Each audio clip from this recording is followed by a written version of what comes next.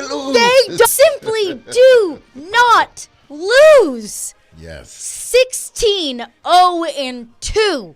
In their last 18 games, the Predators have not lost in regulation since February 15th. And last night, when it felt like, okay, well, that was fun while it lasted. You're down 4-1 at the end of the second. You know, it's not a killer, but it's a bummer. And man, that was fun while it lasted.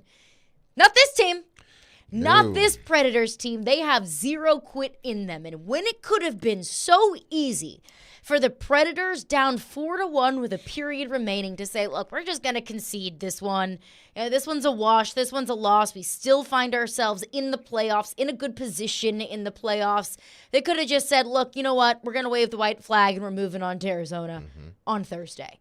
Not this freaking team. My goodness, are these Predators relentless. My goodness, these Predators just refuse to quit. Down 4-1. They come back to win it 5-4 in overtime. D-Mase, how about this freaking Predators last night? My goodness, did you see that coming? No, I didn't. It was 3-1 in the second period. And I'm thinking like, man, this one's tough. Then they end up scoring. I'm like 4-1.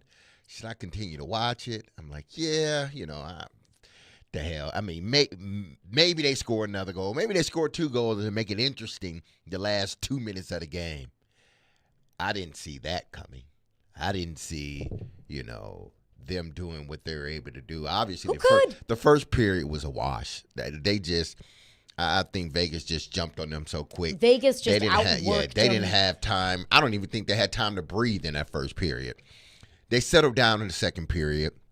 They end up scoring a goal, and then Vegas ended up scoring a goal, which you could say, well, it was sort of an even period, even though I believe the Predators had more shots on goal in the second period than the Vegas Knights, if I'm not mistaken. But still, it seemed like, okay, they woke up, and now they're playing more so of their brand of hockey.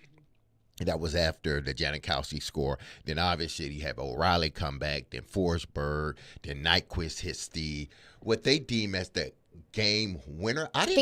Game tire. But in the game winner, obviously, was Roman Josi in overtime, at the end of the game. It's just this team continued to – they didn't panic.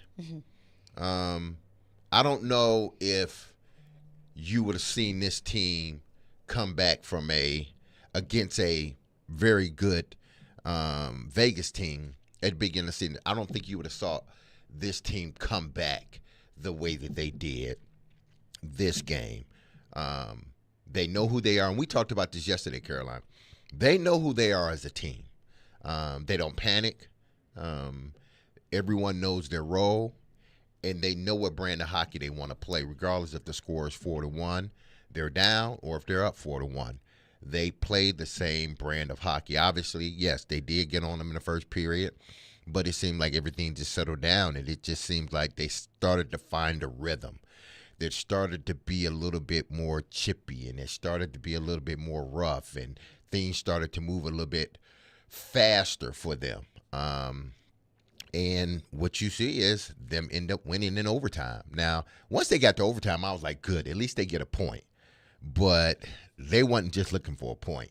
They were looking for 2 points. They were looking for that ultimate comeback, which they did get ultimately. I just think this may be the game. I'm not saying it is or it isn't, but this may be the game that we look back on and say that's when that's when I think it really clicked. Like we are a good team. Like you can be in some situations like that. Like you said, down 4-1, they're probably thinking, let's just prepare for the next team. Mm-hmm. This one's gone. It was great while it lasted. It doesn't mean that we're a bad team. We just had an off night. Let's move on, regroup, and get to the next game. And that's what we would have been exactly. saying. That's what I was saying. They had a bad night. And I said yesterday, look, if you lose this game, it could make things uncomfortable. Not that they wouldn't make the playoffs. Like, they're making the playoffs. Exactly. Before last night's game, they had a 99.6% chance of making the playoffs.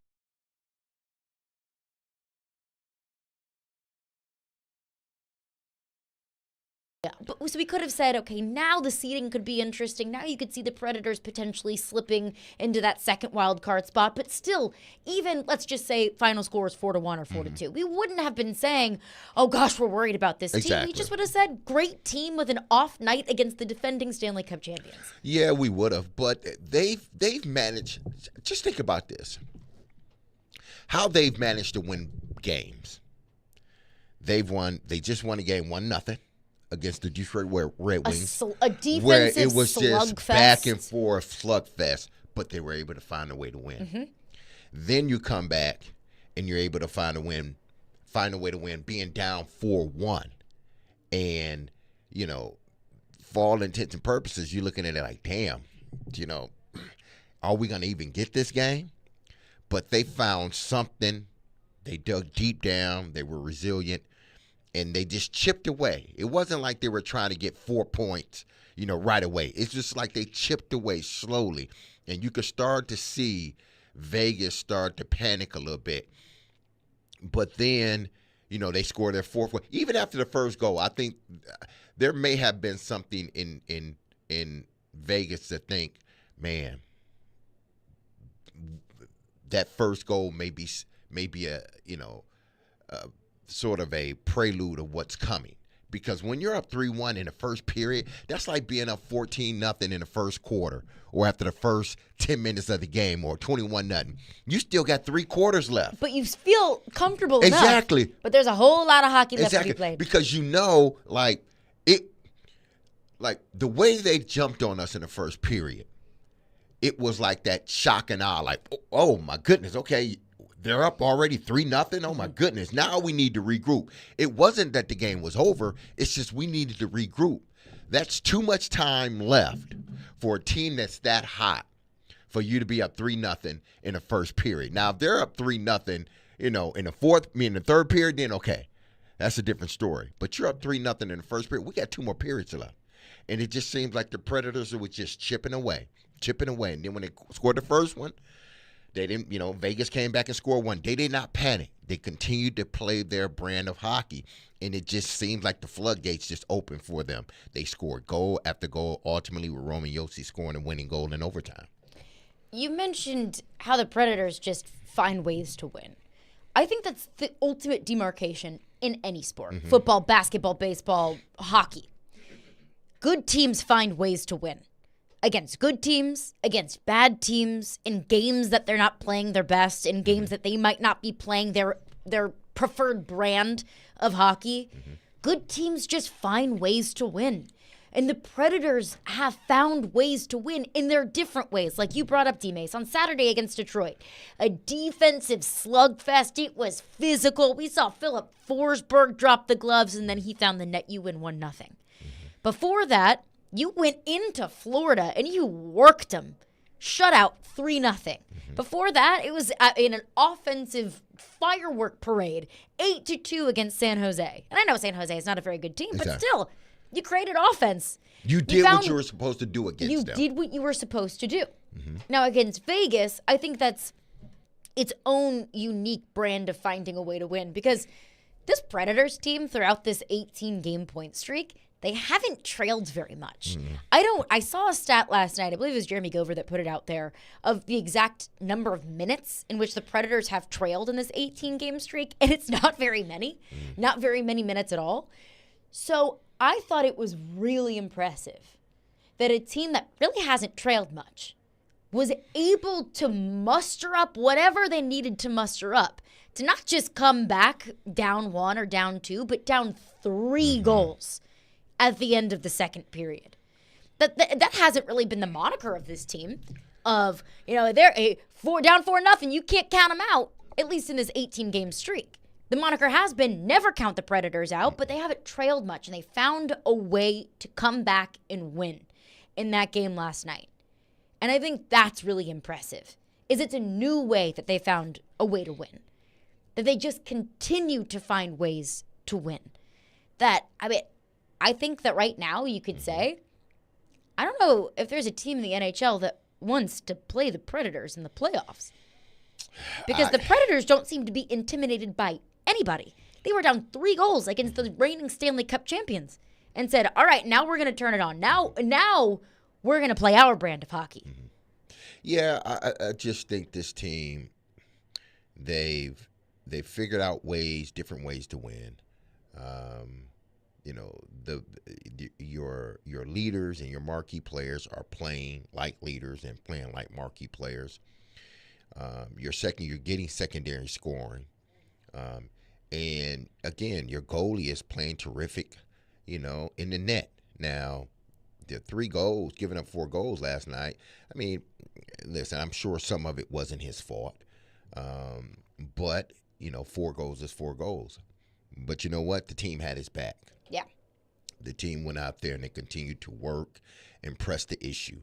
They didn't sit back and try to play, defense, seeming, man, we're down 4-1. Let's just make sure it doesn't get out of hand. Let's get defensive minded more so than offensive minded. No, this team just stayed game minded. We're going to play offense. We're going to play defense. We're going to play both ends of the ice.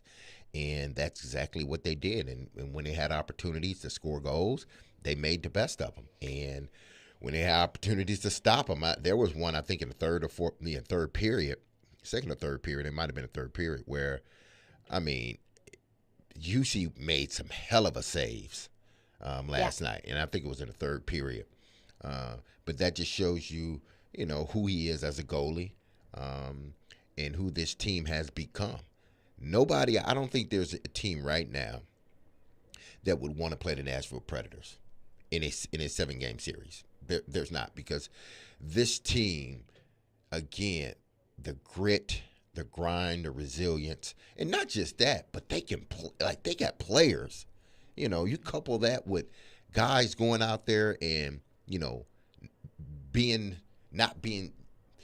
guys going out there and they're not selfish. Guys going out there and doing what's best for the team as opposed to what's best for them. Them working as a unit. Them finding out this is what I'm supposed to do, how I'm supposed to do it within the framework of what Coach Bruno is teaching us. And it seems like it works for them every time. Mm-hmm. Again, they may lose the next one.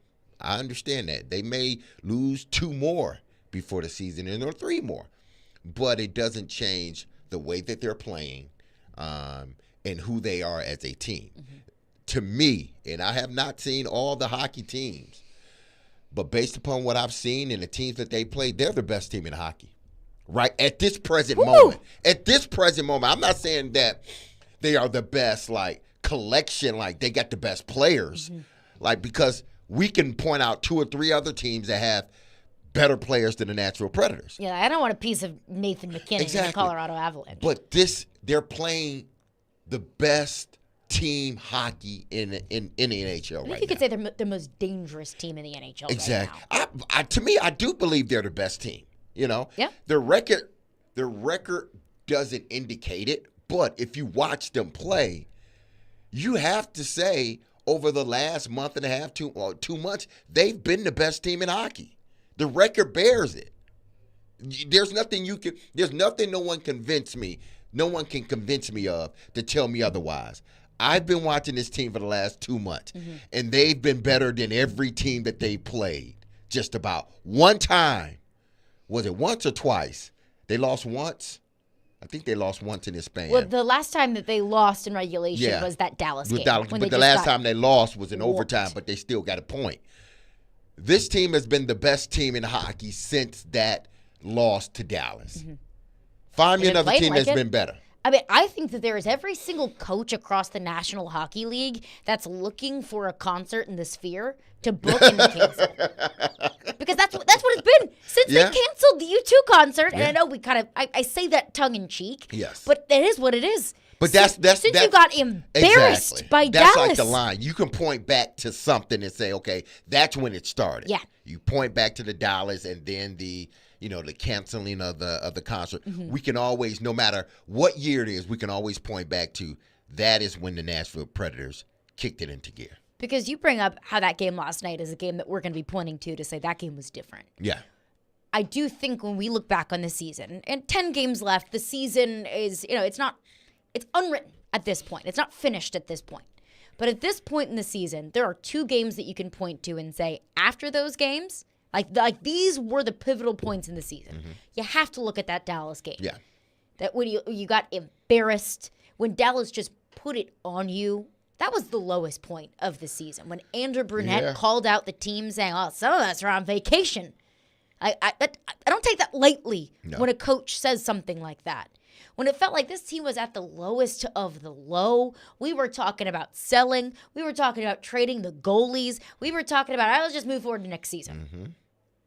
Different team. Break up a scar off. Hurry up. Get rid of Sorrows. And then I think we can point to the game last night. Yeah. Because we've known that this team, we talked about it yesterday. I don't need to see the Predators beat the Vegas Golden Knights to say that they're a cup contender. We've seen the Preds beat really good teams. We've seen the Preds beat teams that we deem to be cup contending teams. Florida, Colorado, so on and so forth in that 18-game streak. But it was the manner in which they won last night. That their backs were against the wall. It could have been easy for them to throw their hands up, but they didn't. That they put it on, and they found a way to win. And look, they got a call that went their way. That offsides call, you and I were talking about this before the show. I think if the call on the ice was offsides, it would have stood. It would have been offsides. Yeah. But since the call on the ice was not offsides, it was in fact a goal, then the goal stood. It was such a difference of inches that they continued on the broadcast to, frame by frame and then rewind and then go frame by frame and slow it down. And even still when I'm squinting at my TV screen trying to see, okay, is his skate past the blue line or not? It was very close. But it was so close that I don't think that they could have overturned it. So they did have a call that went their way, but there was also a couple calls that didn't go their way. Exactly. And Vegas scored to go up 4-1. I mean, Mantha grabbed Jeremy Lozon's stick, and he's sitting there like, what am I supposed to do? So, yes, of course, they got the offsides call that went their way, but I can't look at the refs and say, well, that's the reason why the Predators won.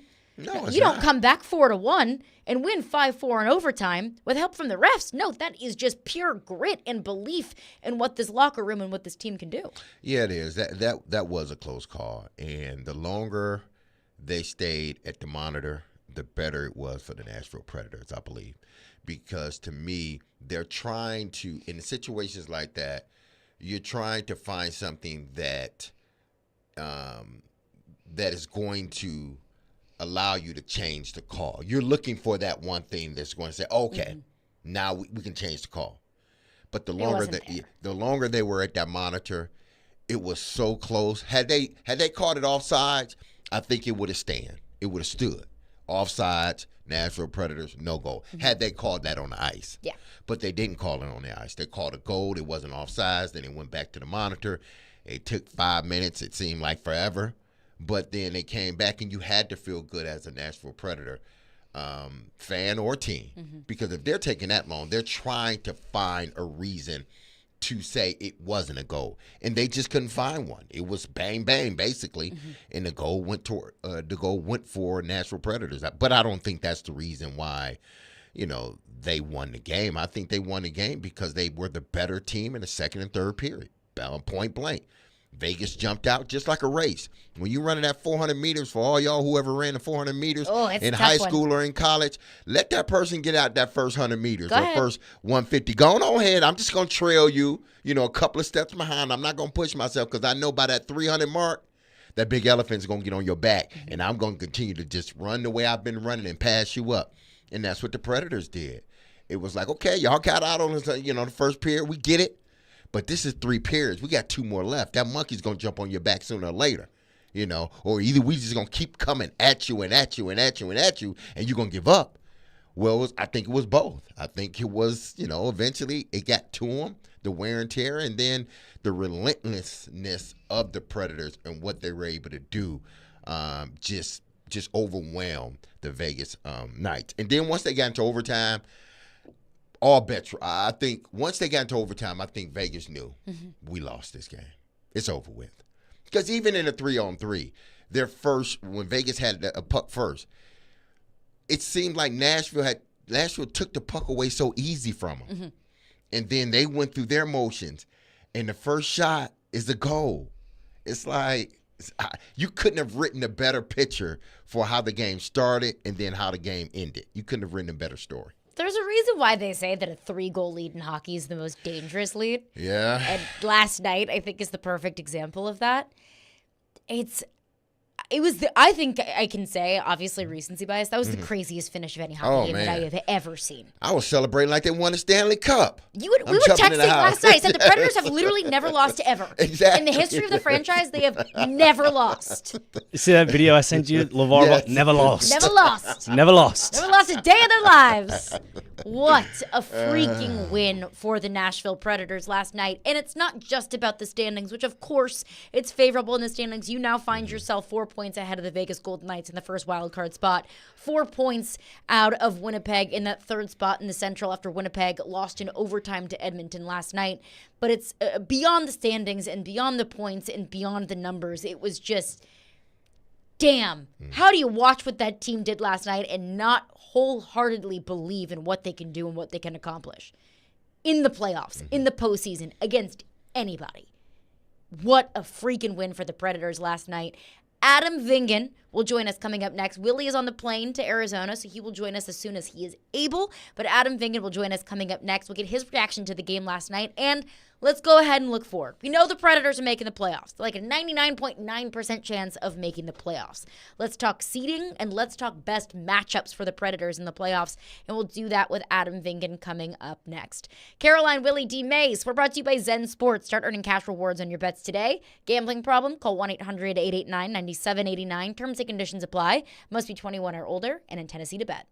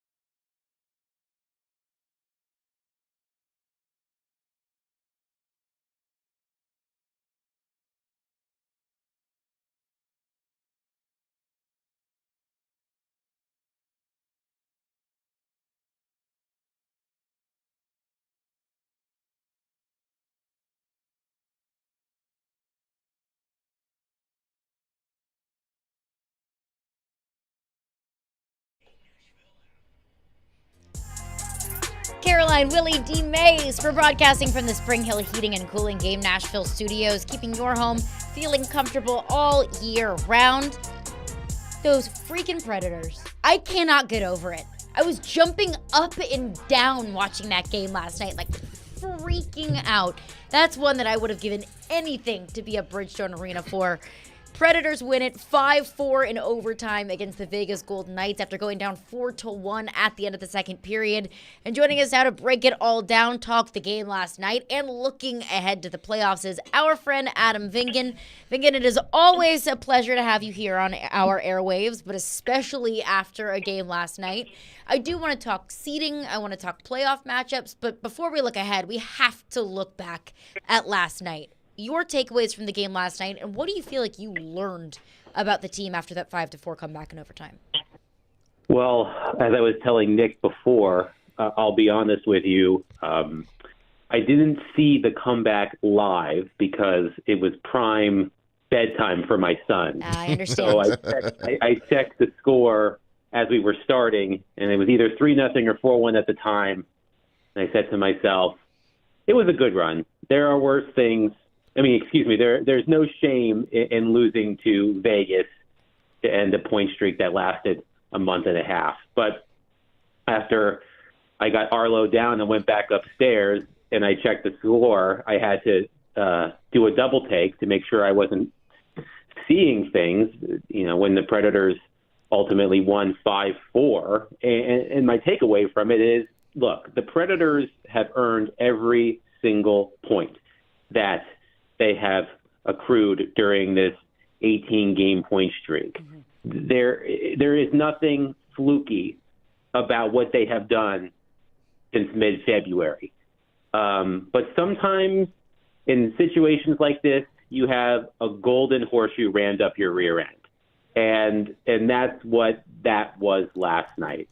Vegas being up 3-0 at the start of the third period, I have to imagine, I think Willy tweeted it out, I don't have the number in front of me, pretty automatic for the Vegas Golden Knights to win when leading after two periods. So the fact that the Predators were able to come back, win that game, and add to their point streak just shows you that something special seems to be happening with this team. And when I look at the numbers that they've put up over this point streak, as I said, there is nothing fluky about this. Mm-hmm. Since that point streak started in February, they are first in the league in goals for per game. They're first in the league in goals against per game. They're fourth in the league in expected goals for per game, which is a way to measure shot quality. And they're second in expected goals against per game, which is a fancy way of saying that they're playing incredibly well offensively in terms of the quality of chances and shots that they're creating. And they're playing incredibly well defensively in terms of the quality that they're not allowing their opponents to have. And on top of that, they're getting great goaltending too. So when I look at this whole point streak in its entirety, I see a team that's playing like the best team in the NHL for the past 6 weeks. Not just based on the record, but based on the process. There is nothing fluky about this. The fluke ended, I think, a while ago. This has been cute and fun while the hot streak has lasted. That ended a month ago. Now we are in the territory, and I'll ask you: are we in the territory to say that the Predators are a cup contender? Well, that's the question, right? And I've heard Jared talk about this quite a bit, and I would have a hard time disagreeing with him just based on how this team is playing. And I shared this information with Jared in research I was doing for work. I was looking at teams that have had point streaks at the time of 17 games or more over the past 15 years. So the Predators are the sixth team in the past 15 years, since 2008, 2009, to have a point streak of 18 games or more. Here are these other five teams and how they finished their season. The 2013 Chicago Blackhawks won the Stanley Cup. The 2022 Colorado Avalanche won the Stanley Cup. The 2019 Boston Bruins lost in the Cup final to Caroline, your St. Louis Blues. In 2018, Boston lost in the second round 2017 Columbus Blue Jackets lost in the first round. So 3 of the other 5 teams made it to the Stanley Cup final. 2 won the Stanley Cup final. So based on that alone, it's hard to argue against the Predators, having a legitimate chance to at least get to the Stanley Cup final. They're sort of reminiscent to me lately of, I can't remember, I think it was the 2012 Los Angeles Kings, a team that got into the postseason as an 8th seed and then just ran roughshod over the rest of the NHL in the postseason and won the Stanley Cup. I guess if you want to use a recent example, a more recent example, you can look at last season's Florida Panthers, who were an 8th seed and almost won the Stanley Cup, although that Panthers team was supposed to be better than their record was in the regular season. They turned it on in the postseason. I can't remember a team in recent memory, at least, that had little to no preseason expectations like the Predators did entering the season and ultimately winning the Stanley Cup or getting close to it. If the Predators were to do that, it might be extreme to say unprecedented, but I can't think of a team in recent memory that had people picking them to miss the playoffs more often than not at the start of the season, turning it around and ultimately winning the championship. We're talking to Adam Vingan, talking Nashville Predators and their big comeback last night, beating the Vegas Knights 5-4. Now, Adam, how would you, because we were discussing this, Caroline and I, about whether the Predators are playing the best hockey in the NHL or not.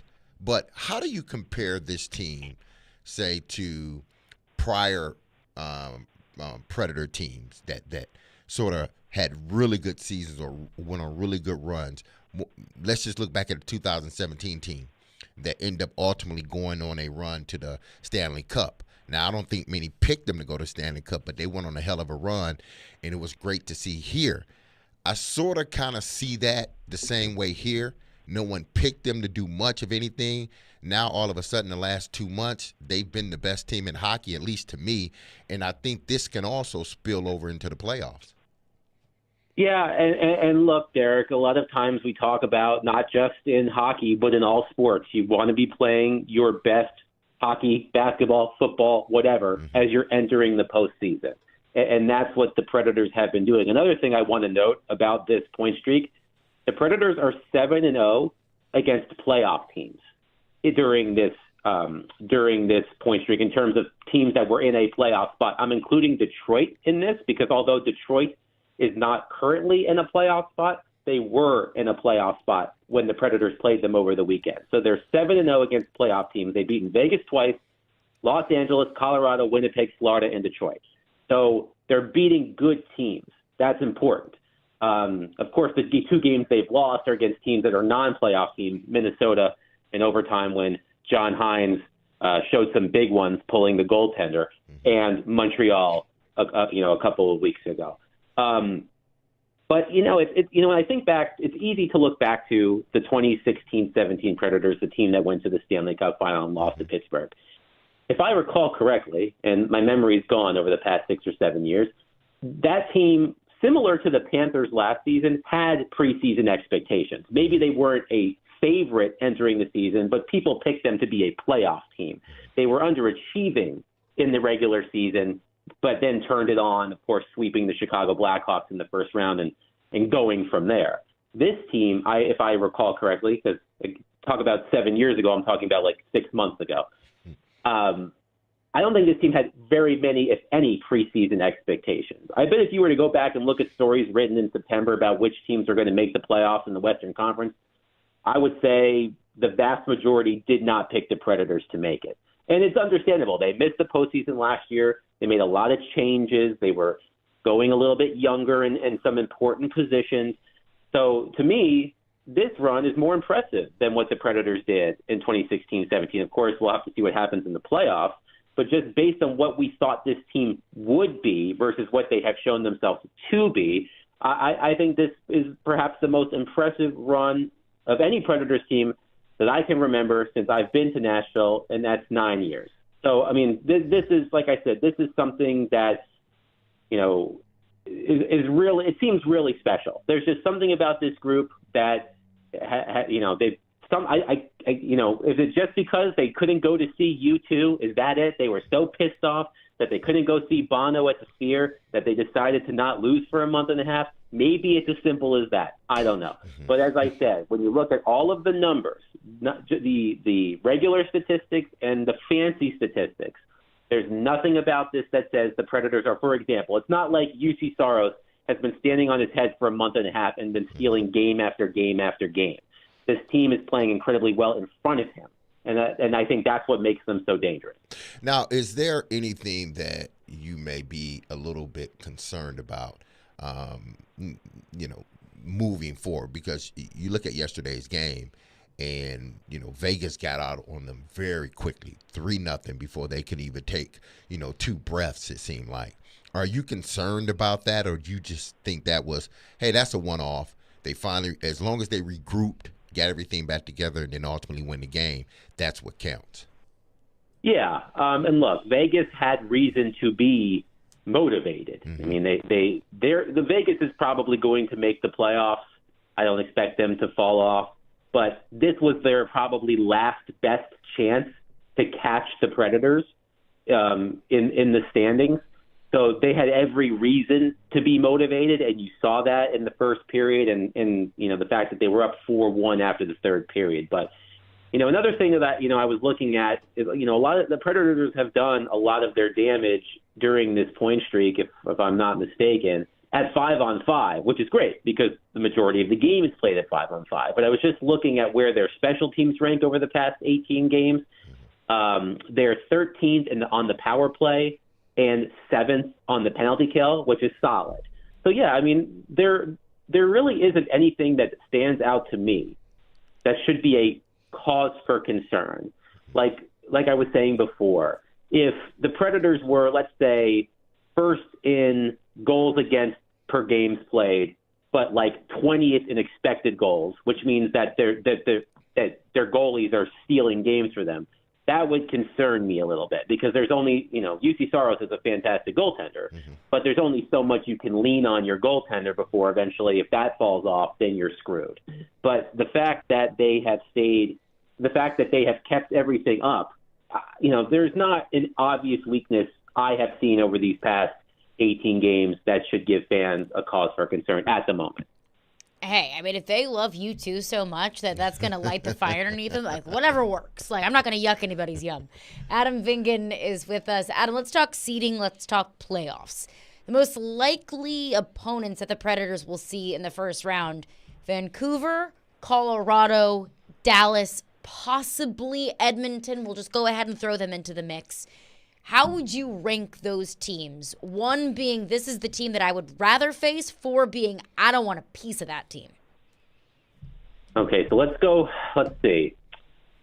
I would, and I was on with Derek and Willy last week. I said that the team I thought was the most advantageous matchup for the Predators was the Stars.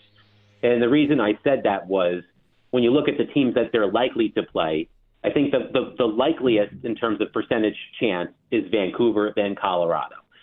So if you're including Vancouver, Colorado, and Dallas, they're 3 of the top 5 scoring teams in the NHL. But of those 3 teams, I think Dallas's goaltending has been the weakest of that group this season.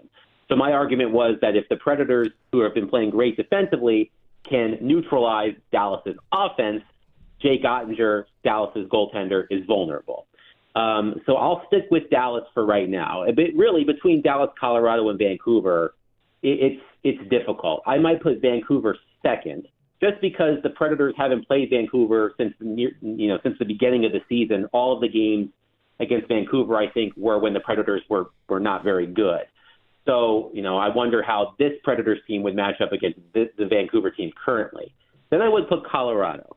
I don't know if you guys know this or not, but Nathan MacKinnon has a point in every single home game that the Avalanche have played this year. He's absurd, and that team at home is absurd. This is what I think. I looked this up earlier. Nathan MacKinnon has 77 points at home only. 77 home points. There are only 19 players in the NHL who have more points overall than Nathan MacKinnon has at home, just at home. So he is now the first player in NHL history with multiple 19-game point streaks in a single season. He was tied with Wayne Gretzky, but he made it 19 games in a row last night. He has two 19-game point streaks this season. He's the only player in NHL history to do that. He's probably going to be the MVP. I would not want to face Nathan MacKinnon in the playoff series right now, especially with the Avalanche having home ice advantage. So keep me away from that. And then I would agree with Jared, who said this yesterday at the end of his show. Based on history, Connor McDavid and Leon Draisaitl average like 8 points a game against the Predators. And Edmonton, who got off to a terrible start to the season, has been excellent for the past 3 quarters of the season. So I would say from one, I think, best matchup to worst matchup, I would say Dallas, Vancouver, Colorado, Edmonton. Okay, interesting. Last one from me, Adam. Roman Yossi Norris, Roman Yossi Hart, Andrew Brunette, Jack Adams. Your thoughts? Roman Yossi Norris. Throw Barry in there too for GM of the year. Okay, we'll do that. So Roman Yossi Norris, based on how he's played over the second half of the season, he should absolutely be a finalist, and I think he will be a finalist. I'm not convinced he's going to win because I believe the overall body of work that Quinn Hughes has had in Vancouver this season, I think will ultimately lead him to win the award over Yossi, who's had an outstanding second half. I'm just wondering if Hughes' full season will be more important to voters than Yossi's second half of the season. Same thing with the Hart. Of course, I think Yossi should be considered for the Hart Trophy, but I do not think he's going to be a finalist. I think he's going to end up on a lot of ballots. You have to fill out 5 players. The top 3 are finalists. I think he's going to end up on a lot of ballots, but I think there are too many players in front of him for him to be a finalist. I mentioned McKinnon, Nikita Kucherov, Connor McDavid, Artemi Panarin. There are a lot of players, I think, that have had fantastic seasons that will prevent Yossi from being a finalist. But would it shock me if he finished 4th, 5th, 6th in the voting? No, not at all. Andrew Burnett for Jack Adams. I mean, I think he should be the favorite because oftentimes when you look at that award, it's, okay, which coach of the team that is defying expectations? I jumbled that up, but you're getting what I'm saying. The Predators, as we talked about, are playing way above what everybody expected them to. The fact that Andrew Burnett has been able to get them to this point in his first season with the team absolutely deserves that recognition. There are a lot of other coaches, of course, that will demand those votes as well. That's something you'll have to talk about with Willy because Willy votes on the Jack Adams. I don't. So you will have to petition Willy for that. But of course, Willy having a front row seat to what Andrew Brunette has done, I imagine will give him some love. Barry Trotz for General Manager of the Year. Again, I have a hard time picking against Barry in this. But here's the weird thing about the GM of the Year award. It's voted on after the second round of the playoffs. The other awards are all regular season awards, so you have to turn in your ballots at the end before the start of the playoffs. The GM of the Year award, I believe you turn in the ballots at the conclusion of the second round. So if the Predators are out by then, I don't think he'll win. If the Predators if the Predators make it to the Western Conference Final, absolutely, I think that he could win it. But what Brunette and Trotz have been able to do with this team, put their stamp on it, change things up, and get them to where they are right now, when everybody expected them to be, a few years out from being a contender, yeah, they absolutely deserve it. So I'll say Yossi, Norris. He should definitely be considered. He probably won't win. Same with the Hart. I think that Brunette should be a favorite for the Jack Adams, and Trotz should be a favorite for GM. He's got my vote. I don't vote, but if I did, he'd have it.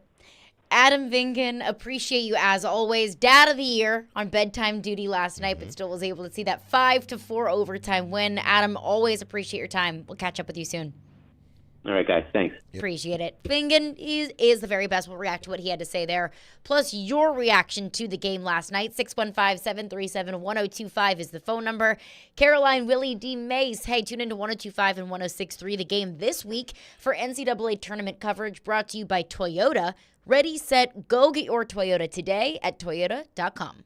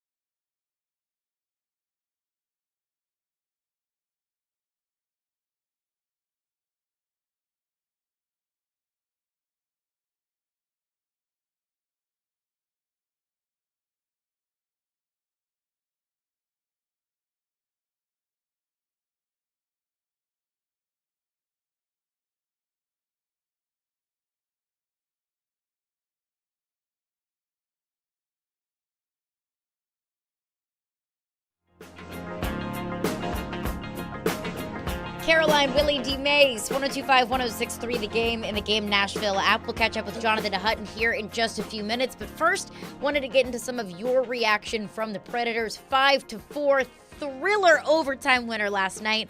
Our phone lines are driven by WilsonCountyHyundai.com. David in Fairview texts in, says, last night's Predators game, to my opinion, was the most exciting of the season. My favorite part was seeing the honest excitement in the entire team celebrating after their victory. It's also special to see both young and old players giving all that they have, working as a cohesive team. Very proud to be a fan right now. I would say David's sentiment could be applied to probably nearly every single Predators fan in this town. Proud, excited, just overall fired up about this team. How could you not be? Yeah, I don't see how you can't be, even if was down on this team, the first half of the season. And understandably, even though David Poyle, even though Barry Trotz said, "Hey, listen, this is, it's gonna take us some time. It ain't gonna be an overnight thing, essentially."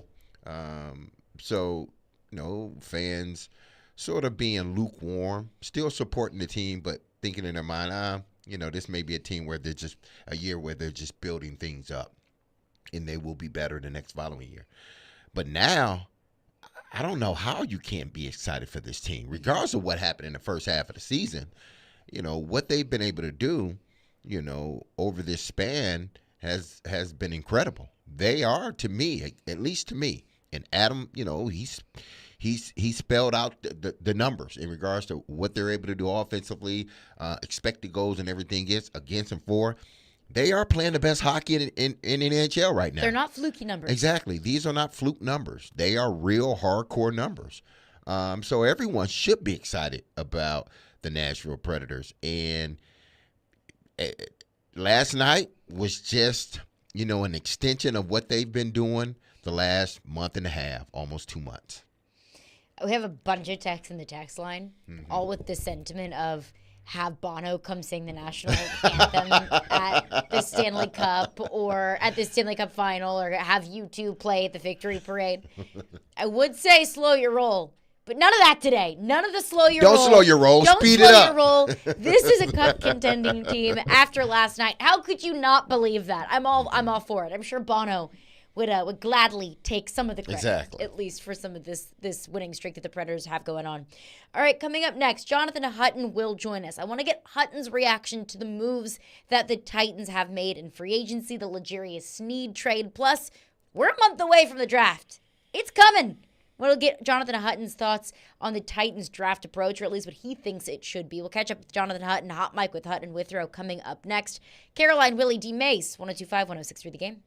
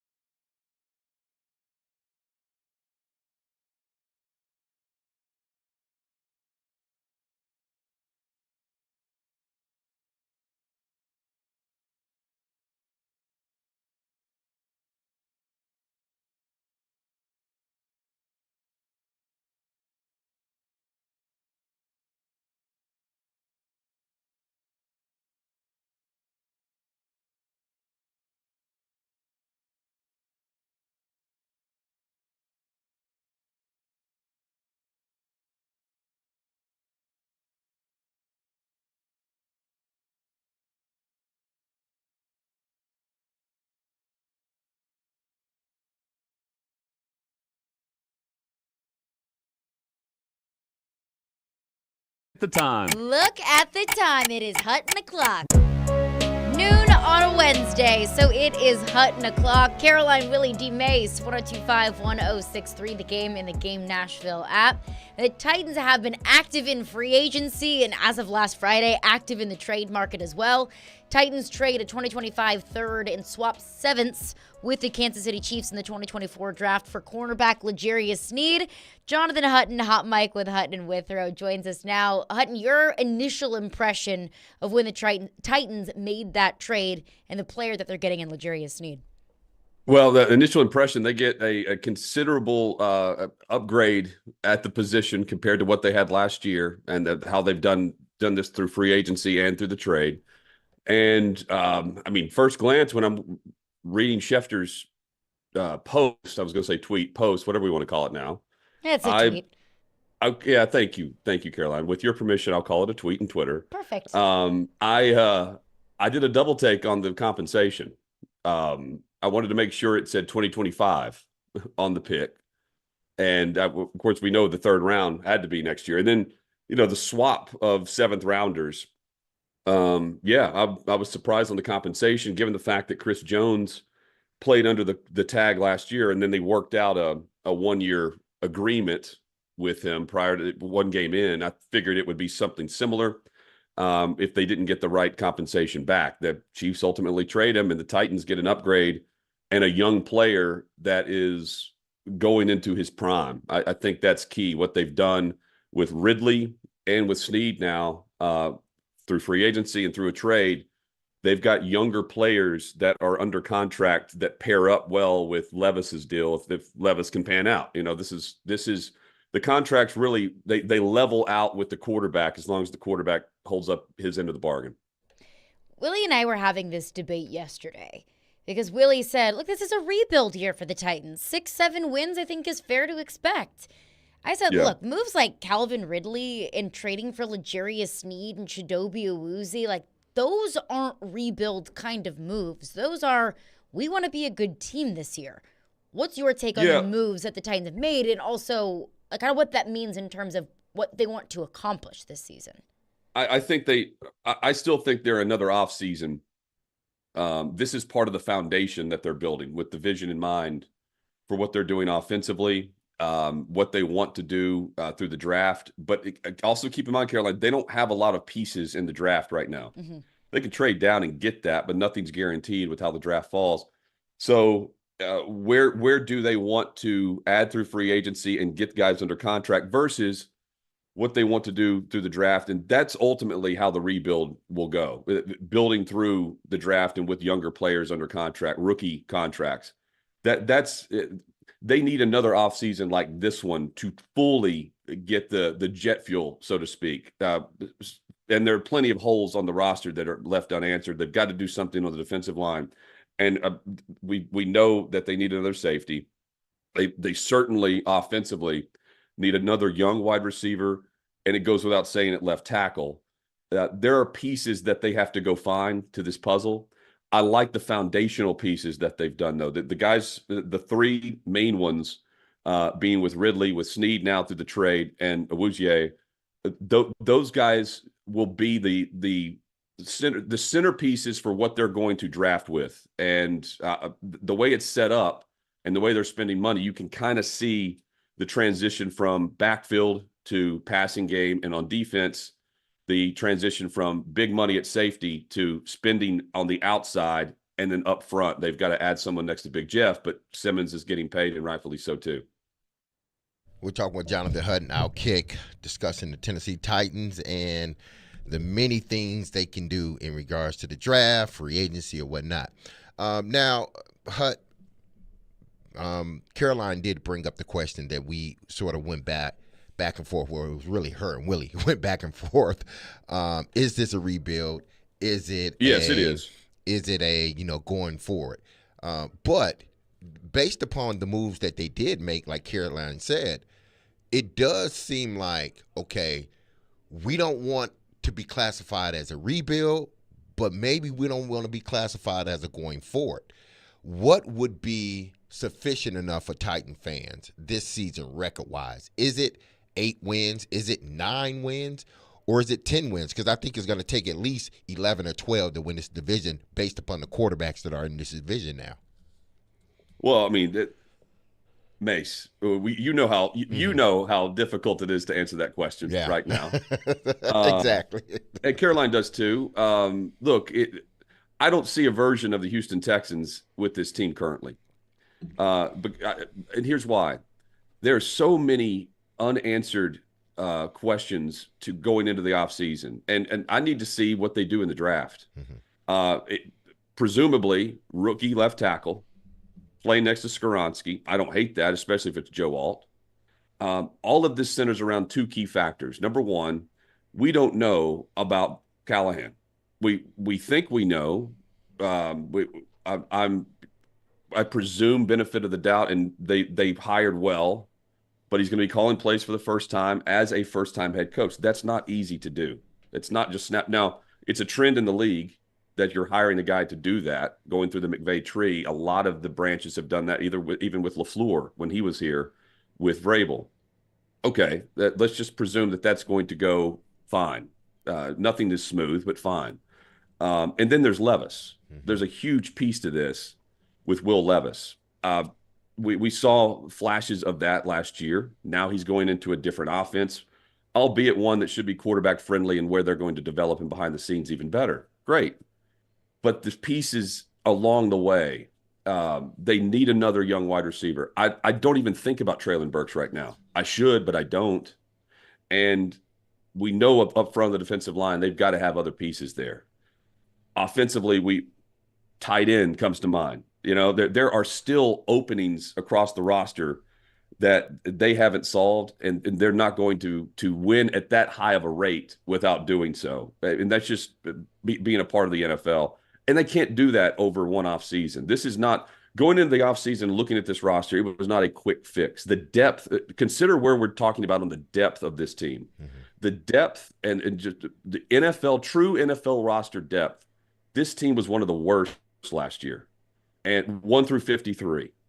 They haven't done enough to improve that part of the issue that I had with the team over the last couple of years.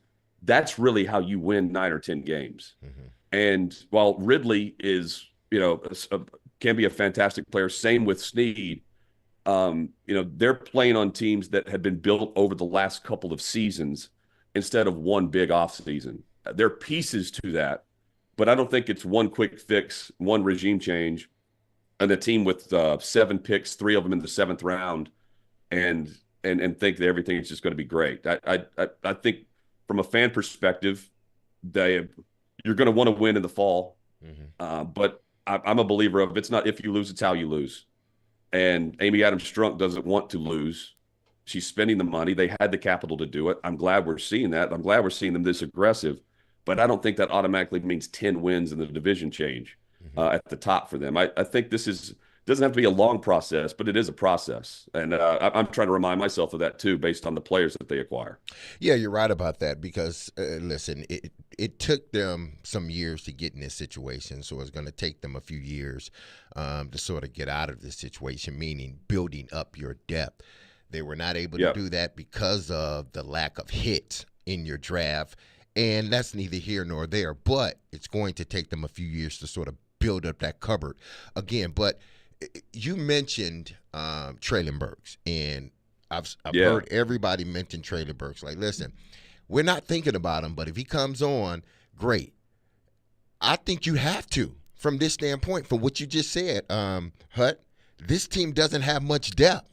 So they're going to have to count on a Traylon Burks to finally realize the potential or make do on the potential that he has. They're going to have to rely on a Peter Skoronski to play up to, the position he was drafted. Whoever they draft this year, they're going to have to expect him to come on and be an impact player. Why?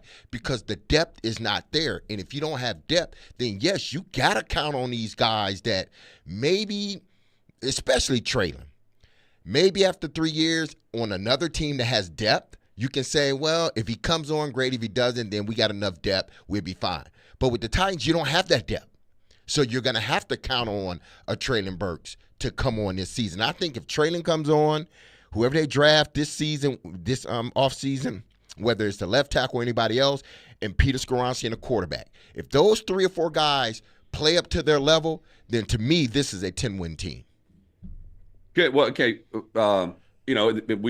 We were hearing from Carthon in the presser right after they fired Vrabel, where he's mentioning how many 1-possession games they lost, right? The 7-point games or whatever they threw out there.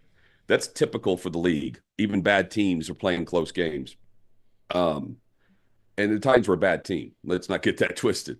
But Mase, when it comes to Traylon Burks, it's and that's now just a question in regards to Traylon. Like he needs to. Oh, I know that. Yeah, no doubt. I mean, they have to count on the fact that he's a part of. He's a piece. But right now, I can't count on the fact that the guy's going to be on the field. Now, it's not. I'm not saying that all on Burks. That a concussion is that's. I set that aside. Like I take that seriously, But the other fact, the knee and everything else, a lot of times that just goes along a guy's career. I mean, we just kind of see he's known as right now. That's kind of the narrative I have for him. He's in the training room quite a bit, so I don't know. That's why he's out of sight, out of mind to me. But when he does play, he's got to be consistent. Now, there were games. Week 1 comes to mind where he's not getting the ball thrown his way. Hopkins is getting 13 or 15 targets, whatever it was, against New Orleans. All of that to say, he's got to be a piece. I don't know where he is in the hierarchy, though, because at this time last year, Traylon Burks was the number 1 receiver on this roster. They didn't have Hopkins yet, and we're looking at this going into the draft thinking they're going to load up at receiver, and then they draft Tajay Spears, and they're laughing at the camera during the draft. So, like, Carthon was in that room too, enough to where they counted on him then. So they have to be at least in a positive mindset with him, because last year at this time, that's how they were treating it. But it's on Burks to take over in a mindset of this is a reset, not just for me, but for this offense. It's a pass-happy offense, and Hopkins is even going on the record talking to receivers in Cincinnati. This should be a transformational offseason for Traylon Burks if he takes it seriously and is a pro behind the scenes, because he has the ability. We saw this at Arkansas when he was drafted 16th overall and A.J. Brown was traded. The thought was, okay, this is the best option to come in and be a version of what A.J. Brown was, and it's been anything but that. But it doesn't mean he can't do it. I just haven't seen it, and seeing is believing for me now, instead of just what the potential is because of where he is contractually and the whole 5th-year option and everything else that comes up. This is a big season and a big off season for him. And last off season, while we didn't have the same headlines, Mase, with him, the assumption was, man, they're really going into a year with Traylon Burks as their number 1. Things must be looking on the up. And then by week 1, we didn't see him get the football. That's different, though. I'm saying that as they viewed him as a 1 or a 2. I don't know how they view him as a 3 or a 4. And while Tannehill's not looking his way, Levis can look his way. It's just a different direction with the offense. He should be flourishing now, especially with Hopkins and Ridley ahead of him. This dude should blossom this year, but it's more on him now, given the structure of what they've done at the position. Yeah, you're right. It's going to be, solely up to him. And I Mase, Mase. Go ahead. Behind the scenes, in your locker room, Baltimore, or when you're here, what are you telling a guy like that, a young player, if you're a vet like you were? I'm pulling him aside and telling him, like, dude, you got to figure this out. Like, you have I will build him up as much as I possibly can. You have all the potential, but I will be honest with him. Like, listen, if you don't go out there and show it, your ass ain't going to be here. I'll be serious with him. Listen, you have more potential than I do as a player. But if you're not, working on that, and if you're not making do on that, they're going to cut you because they've given you 3 years. That's how honest I would be with them. I mean, honestly, like today, if the season started today, would Nick Westbrook-Akine be wide receiver 3 over Traylon Burks? I wouldn't put him wide receiver 3. I like Nick Westbrook-Akine. I do. But I wouldn't put him because of making the assumption that D-Hop and Calvin Ridley exactly are 1 and 2. making the assumption those two are 1 and 2. Anything can happen during training camp. They could elevate one guy, whatnot. But I've seen enough in Traylon that I know he can do it. But me believing he can do it and him actually doing it consistently, that's a different story. You know, and he's got to be available. Yeah, be available. He has to be able. Now, with that being said, what they did from a secondary standpoint, they go get Chidobe, and then they go get Ladarius Sneed. They still need depth at that position. Yes. You draft your guard. You draft your tackle first round. Should they double back and draft in the second round, you believe, a corner, even though they did go out and pay money for 2 corners? Should they go the corner route or should they go the defensive line route? I'm not even thinking about wide receiver, honestly. I'm not. Not in the second round. Okay. Not high? Yeah, because are you saying just because you can get production elsewhere? Yeah, I think you can get the production, and I think you have 3 guys on your roster, well, really 4, with Nick Westbrook-Akine. They're all veteran guys. They all do something a little bit different. Now, you're just waiting on that one guy to really kick it into gear, and we all know who that one guy is. But other than that, I go get a receiver in the 4th round, but I'm not spending a 1st or 2nd round pick on a receiver this year. What are you doing at tight end, too, is another question I would have for depth. But, hey, I think they're going to load up at corner.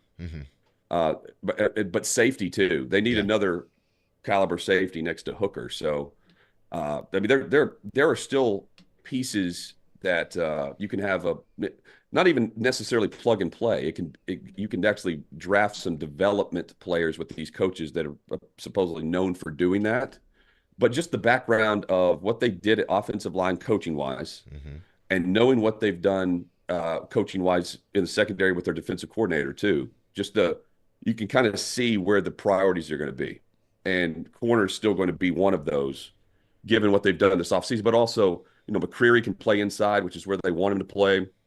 And you have length on the outside at corner, physical guys at the line of scrimmage, and a quick passing game league now. To me, it's imperative that you go. Autry's a big loss because to get to the quarterback fast in a quick snap, pop, and pass league now, you want the physical corner with the receiver. And you want pass rush from the inside because on the outside pass rush, it's getting harder and harder to actually get to the quarterback in time. So with Simmons and then losing Autry and what the piece that he was, he's one of those players that no one ever thinks of or talks about. He views it a role player, but the role is so big for this league now, and that's why you're seeing defensive tackles get paid. There's money invested in that spot now because that's how you can affect the quarterback in that center and guard mix that you're attacking. They've got to do something there because it's not just Jeffrey Simmons and everyone else. It was Jeffrey Simmons and Danico Autry, and they don't have that number. They don't have that production in one player currently. That's a huge piece that I think they have to put pretty high on the priority list. Can I ask Mase one question, Caroline? Go ahead. Go ahead. Derek, does the kickoff rule piss you off being a special team player and a return guy? We're going to see think about the names over the years that have made names for themselves in the return game or being like the special teams guy. And that job is going away. It's almost evaporated. I don't know if we'll see a kickoff in 2 or 3 years, honestly. What are players saying, and what does it mean for guys that made a name for themselves early in their career as the special team returner that then became the veteran wide receiver, for instance? Me being old school, I understand why they are doing it. I really do. Lawsuits and stuff? Yeah, lawsuits. I don't even really think it's about the lawsuits. It's they know they got a lot of money tied up in these players, whether you're a special teams player or not, and they're trying to limit, the concussions. They're trying to limit the injuries, especially on plays like that. I think if they could take it away altogether, they would, but then that would mean a lot of people out of jobs. A lot of Yeah, players out. we don't have do we have Devin Hester's exactly anymore? No, because of the way the rule. Even before they changed it to what it's going to be now, there still was rule changes in regards to kickoff. But here's what's going to make it interesting. As I read more about the rule, it's going to be we're going to see more kickoffs return. Now, whether they're returned for touchdowns is a different story. But we're going to see more kickoffs return. Why? Because there's a piece in that rule that states that if you don't hit it in that drop zone, if you kick it over the drop zone, like kicking in the back of the end zone, then the team gets to start the ball, I think, at the 30 or 35. But, 35, I think, and then it's the 30 on a fair catch or something. But if you kick it within that kick zone, then, more than likely you kick it high. What they're trying to incentivize, I think, here is they're trying to lessen the concussions but still bring a little excitement to the kick return, because I do believe you're going to see more balls return because they just can't kick them out the back of the end zone anymore. Because if you kick it out the back of the end zone, I think you start on the 35, somewhere around there. It's no longer the 25. So you're going to be giving up 10 yards if you kick it out the back of the end zone. You're going to see teams doing more like high kicks, trying to get a fair catch. You're not going to see as many kicks going out the back of the end zone, I believe, because of the way the rules has changed. But are we going to see more kickoff returns for touchdown? I don't think we are. Those days of Devin Hester, Mitchell, Malefar, Cordell Patterson, myself, who else? Just name really good kickoff returners that have played in this league. Josh Cribbs. Yeah, Josh Cribbs. Those days are going to be gone. I mean, I forget the kid we had here some years ago. Why am I forgetting his name? Receiver. Mariani. Yeah, Mark Mariani. The days of seeing guys like that, they're gone. Do they make rosters anymore? I think it's going to be hard, but because now you're going to have to be a little bit more valuable to the team with your original position now. Mm-hmm. Like if you're a running back, you're a running back. You're not a specialist. Exactly. You're not a specialist. If you're the third running back, you're a teamer. If you're active. Exactly. Yeah. So you're going to start seeing bigger roles from these guys now. On the note of rule changes, quickly, before we let you go, your thoughts on the hip drop tackle rule change? I hate it. It's good. It's going to teams. There will be games that will be lost based on this rule. Oh yeah. Not because of a flag. It's going to be because a dude doesn't tackle someone for fear of a penalty or a fine. Mm-hmm. They will not tackle someone, and that will be the difference in a ball game. And that guy will be viewed as the guy who didn't try. That to me, that's how I'm viewing it, because the hip drop. I mean, at some point, these guys are not trying to hurt the other player. They're trying to do their job and tackle football, trying to get him to the ground. Now, there's a very specific way they're going to penalize. Your body's off the ground and you're like using your weight to pull him down. I don't know if that's going to be penalized every single time, but it will be. It'll be fined. Guys will be on a Friday. They'll get a fine in their locker, and guys are. Defensive players learned how to play corner when the rules were against them. They learned how to tackle in a different way instead of the helmet to helmet. They've evolved to the rules. They'll do this too. But Mark Andrews, Tyreek Hill last year, both injured on plays like this. And now they're trying to make sure that guys don't even attempt to tackle like that. When at times, there are times where that's the only thing you can do, especially if you're coming from the side to side. The flag, the 15-yard penalty will affect it. At the same time, the guy that doesn't go for the tackle, he's going to be viewed as the guy that didn't give much effort, and I hate that. I don't like it either. I'm all for making the game safer, but also, we need to have a game. We need to be able to play the game of football. They said 20 or 30,000 plays like this. Jeez. And they determined that the chance of injury was 20 to 30% higher on tackles like that. Now, I can see where that would be, with just probably the body weight and all that. But, I mean, yeah, this is tackle football. Yeah. This is not a head injury. So I view this real different than I do the helmet to helmet and, keeping the head up and all the stuff like that. This is not targeting. I don't like this compared to the targeting rule, which I understand. I need the whole injury thing. This is football.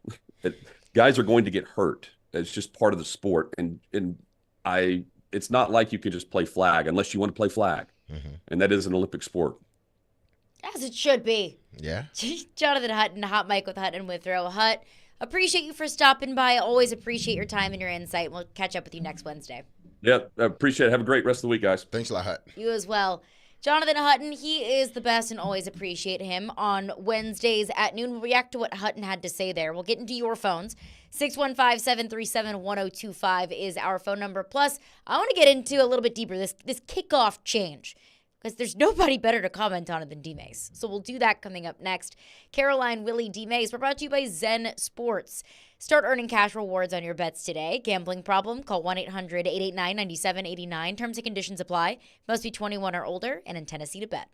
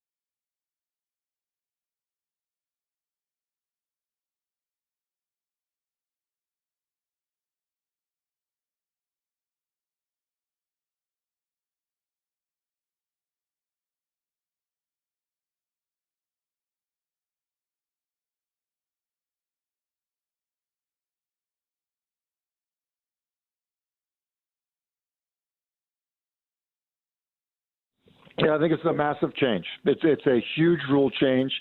I will say this, I think we sometimes, argue against the National Football League and like, do you really care about player safety? You're adding more regular season games. Do you really care about it? Like that type of stuff. This 100% is a player safety, longevity of the game decision. The NFL studied it. They know that kickoff and kickoff return, the kickoff play in general is, leads to more concussions disproportionately than any other play in the game. And that's why, if you just think about the changes, like go back to when my dad played, you used to be able to cut on kickoff return, got rid of that. Then, you had wedges. They got rid of the wedges. Then they got rid of, the running starts from 10 yards deep for the kickoff team. They've, adjusted where the ball goes on a touchback. There have been kind of little modifications along the way because the NFL knows that it's a really dangerous play, and there are a lot of guys getting hurt and a lot of guys getting hurt with head injuries. That was Tim Hasselbeck, ESPN NFL analyst, on our show yesterday on the new NFL kickoff rules, the new changes. So if you've watched any XFL games, the kickoff that they use in the XFL, that will now be the NFL kickoffs, in which the receiving team can line up at the 40. Now, D-Mase, correct me if I'm get any of these details wrong. Receiving team lines up at the 40. The kicking team lines up at the 35. And nobody can move until the ball gets into the hands of the returner or between the goal line and the 20-yard line. Your thoughts on the rule changes from a player perspective? I don't know how much, because I have to sort of take myself out of, the early 2000s and what I seen and what I was a part of to what it is now. I'm not sure that, returners now really care because this is what they're used to. This is what 20% of kickoffs have been returned? Exactly. So this is what a lot of these kids, I call them kids because some of them are the same age as my son and daughter, but this is all they've known is sort of these new kickoff rules. So now that you sort of expand the kickoff rules and, you do it in this manner, I don't think, players are neither happy nor mad about the situation. It's just like, okay, whatever, let's just go. But it's going to be interesting. Like I told you, Caroline, during the break, you're going to see more returns. You're definitely going to see more returns. Now, the NFL could not implement this rule and not, because if you implement this rule without changing sort of like certain nuances within the rule, then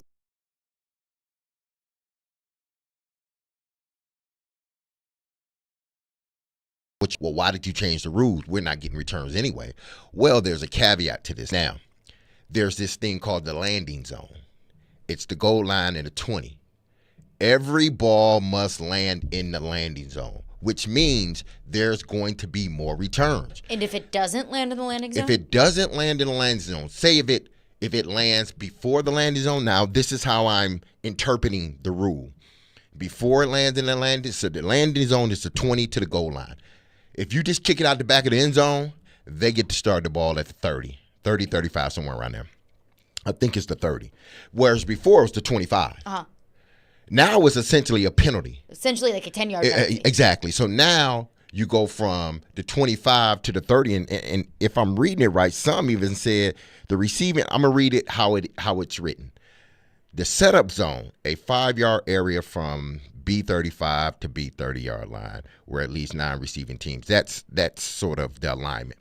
Now, the landing zone is the goal line to the 20.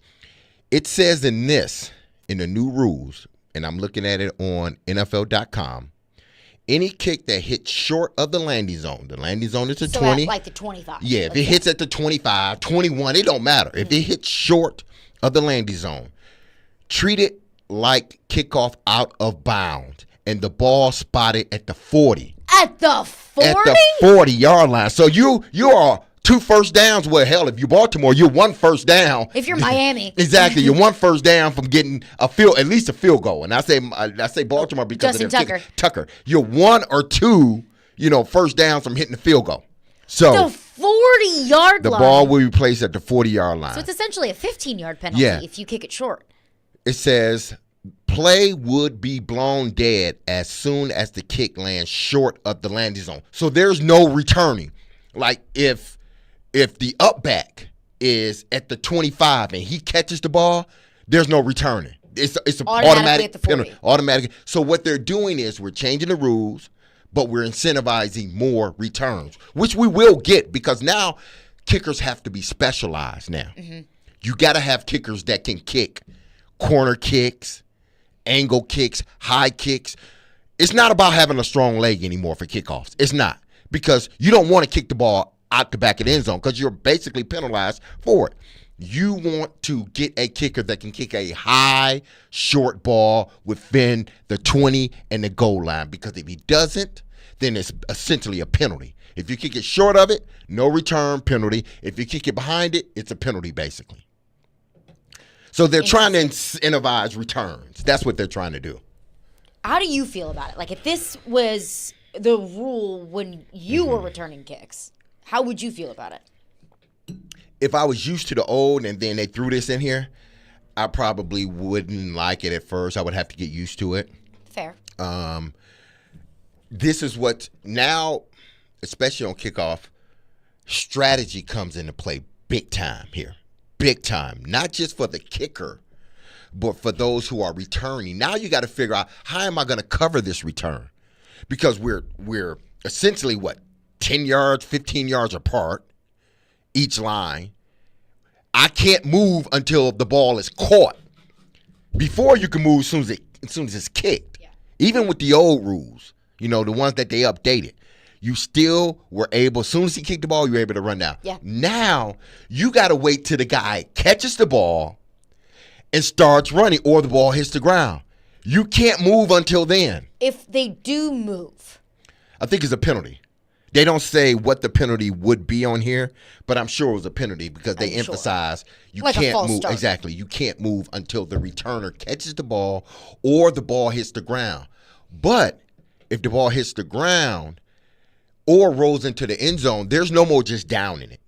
If the ball rolls in the end zone, the player has to go back and get the ball and down it. Or run it, yeah. What we've seen the last 5 years was, or at least the last 3 or 4, is the minute the ball rolls into the end zone, guys are just walking away, they blow it dead. Mm-hmm. Not anymore. You got to physically get the ball and down it like you used to when when I first started playing in 97. You had to physically catch the ball and down it.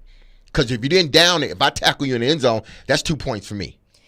I think from the fan and the viewer perspective, I think this is only going to improve the game. I think it's going to make kickoffs more exciting. I think it will, because you're going to get more. Exactly, more strategy. Returns, more plays, actual plays, meaningful plays on kickoffs.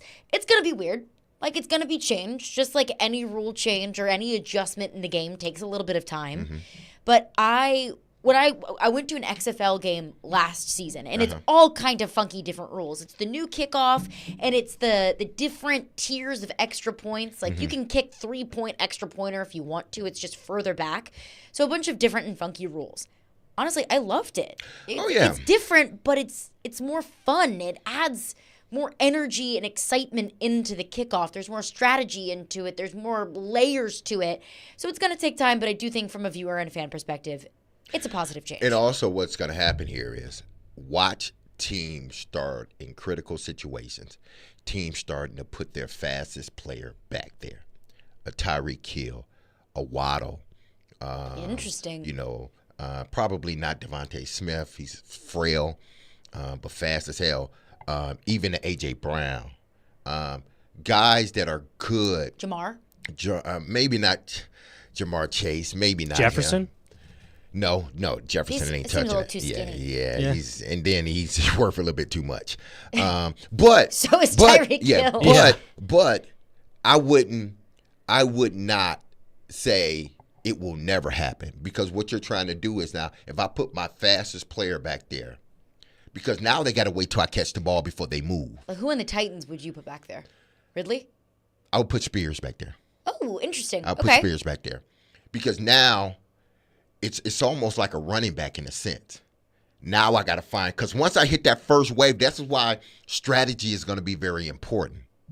Once I clear that first wave, once you give me a little small hole and I clear that front wave, find it. It's gone. I may be gone. So strategy on the other side is going to be critical, because you got to have sort of this 2-layer sort of return, which they did in the previous years, but now is even more important, because everybody, even though they're running, they're almost in a standstill still. Because when I catch the ball, now you run. I get to my top speed faster than you're going to get to your top speed, because by the time you even get close to your top speed, somebody's in front of you, blocking you. So now strategy is going to be huge for special teams coach when it comes to kickoff returns. I like it. I like it too. I There's think special it's teams yeah. coaches out there that don't. I'm sure there are special teams coaches But out they there don't that want. love it. A lot of these special teams coaches are the ones that brought up this rule, that wanted this rule. Yeah, based upon what I've read, a lot of them brought forth this rule. They wanted it changed. They're getting it changed. Why? It's because they're getting more returns now. It's fun. Back then, they wasn't getting it. Last year, they didn't get a lot of returns. Why? No. Kick the ball out back. And Why- they got why would you return exactly. it? And special teams coaches got tired of that, the return part of them, because it's like, we don't get any returns, you know? So let's make it so it's safer, but we're still getting returns. And I think this rule is perfect for it. We'll get right into your phones on this coming up next. 615-737-1025 is the phone number. Caroline, Willy, D-Mase, 1025-1063 The Game.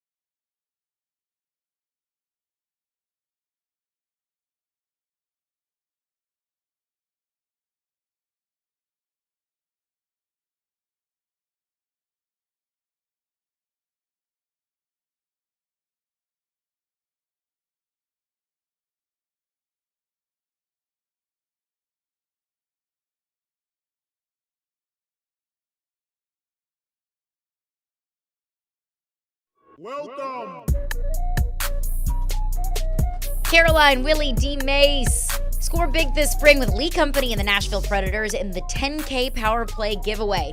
Enter for a chance to win a Kohler home generator or $10,000 toward Lee Company Home Services. That's right, a Kohler home generator or $10,000 toward Lee Company Home Services. So go online to leecompany.com/giveaway to enter. That's leecompany.com/giveaway in the 10K Power Play giveaway. Contest entries are accepted until Saturday, April 20th. Lee Company, all you need. All right, promise phones. We are right into your phones, and our phone lines are driven by WilsonCountyHyundai.com. Your reaction to the NFL's kickoff change or to anything that we touched on with Jonathan Hutton, Titans in free agency and the draft.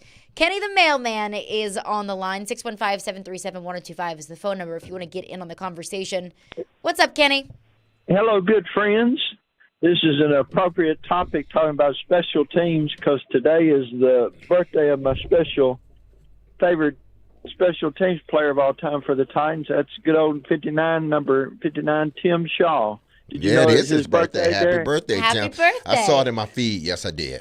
And a lot of people didn't think, this would be possible, but I'm so happy. He's lived on my route the whole time he's been in Nashville, and I've seen the journey he's been on. And I call him, most times MVP stands for most valuable player, but to me, he's the most valuable person. He still thinks about others in his condition. When my wife was going through cancer, at her lowest moment and hardest days, she would get a letter from Tim. Most of us don't write letters anymore. He has to write letters with his eyes, and then his computer will type it out, and his family will mail it. And that's what he would go through just to make sure my wife knew somebody was praying for her. So that's wonderful. I just wanted to take a minute to let everybody watch on YouTube. He's got some great, great videos, and y'all have a great, great day. Thank you, Kenny. Thank you for your Appreciate call, it. Kenny. It is a great story. And happy birthday to Tim. I don't know how old he is. Can't be that 25. old. He's 25 years old. Happy 25th. But no, he's been such an inspiration to a lot of people here in Nashville. So happy birthday to you, Tim. Happy birthday. We'll get into some of your texts. Kurt texts in, says, it looks like the no-hip tackle will benefit tight ends and wide receivers and running backs. Duh. Yeah. Don't duh. be for anybody Get else. tackled. Yeah. It benefits the offense, and it's a huge disadvantage to the defense. Yeah, it is. I just want to know how they're going to teach this, how they're going to regulate it, and was there that many injuries for you to even go down this route? Now, again, I have criticized the NFL many times for being reactive rather than proactive. So even though I don't like the rule, and it makes it even harder for the defensive players, I got to give them a hand clap because they are being proactive. They don't want it to become an issue moving forward. They don't want to continue to lose marquee players moving forward. Because make no mistake, it ain't about the third-string guy. It's not about 51 or 52 on your roster. It's about 5, 6, 7, 8, 9, 10, maybe even 1. That's who this rule is about. Keeping our marquee players healthy. When you see a Tyreek Hill goes down, you see how it affects Miami. When you see an Andrews goes down, and you see how it affects Baltimore. Some of these other injuries that we've seen because of that. There hasn't been a huge amount of them, but to them, 2 is too many or 3 is too many. So I would give them a hand clap because they are being proactive, but I don't see how this helps the defense whatsoever. I don't. I think the rule's going to change. You think it's going to change again? Like where it is right now, it's hip drop tackle, 15-yard penalty, automatic first down. I think that's way too subjective. And I also think that's way too difficult. Like Hutton joined us earlier and he said teams are going to lose because of this. Not because of a 15-yard penalty, but because a defensive player is going to go, what am I supposed to do? Am I supposed to just get him down and take the 15-yard penalty? Do I just let him go out of fear of the 15-yard penalty? I think we're going to get to a point where defensive players, defensive coordinators, defensive coaches they don't know where to go, what to do, how to teach tackling. Well, you see it already. Whether you want to go back to, Pierre Paul, I think it was him, when The Titans played the Giants way back when Vince Young was there, when they were really honing in on, roughing the passer, and he basically wrapped Vince Young up. But for some reason in his mind, he's thinking probably, I don't want to get a penalty, so I'm just going to blow the whistle, do something, because I don't want to get a penalty, and he end up basically letting them go, and Vince Young end up getting a huge scramble on that play. So we may as well just take the penalty at that point. We've seen it starting back then. So now they're going to have to, it's almost like we tell players, like, just go out there and play. Use your instinct. You know it. Use your instinct. We go through the, 3 days of practice or 4 days of practice for this one moment. Trust your eyes. Trust what you see. Trust what you've learned. Just make the tackle. Don't even think about it. Well, now they got to think. Now they got to think like, okay, if I'm trailing behind him, how do I tackle him? Did I just go at his legs? Do I grab him by the waist and just, I don't know. Hope for the best. Exactly. Hope that they don't call a penalty.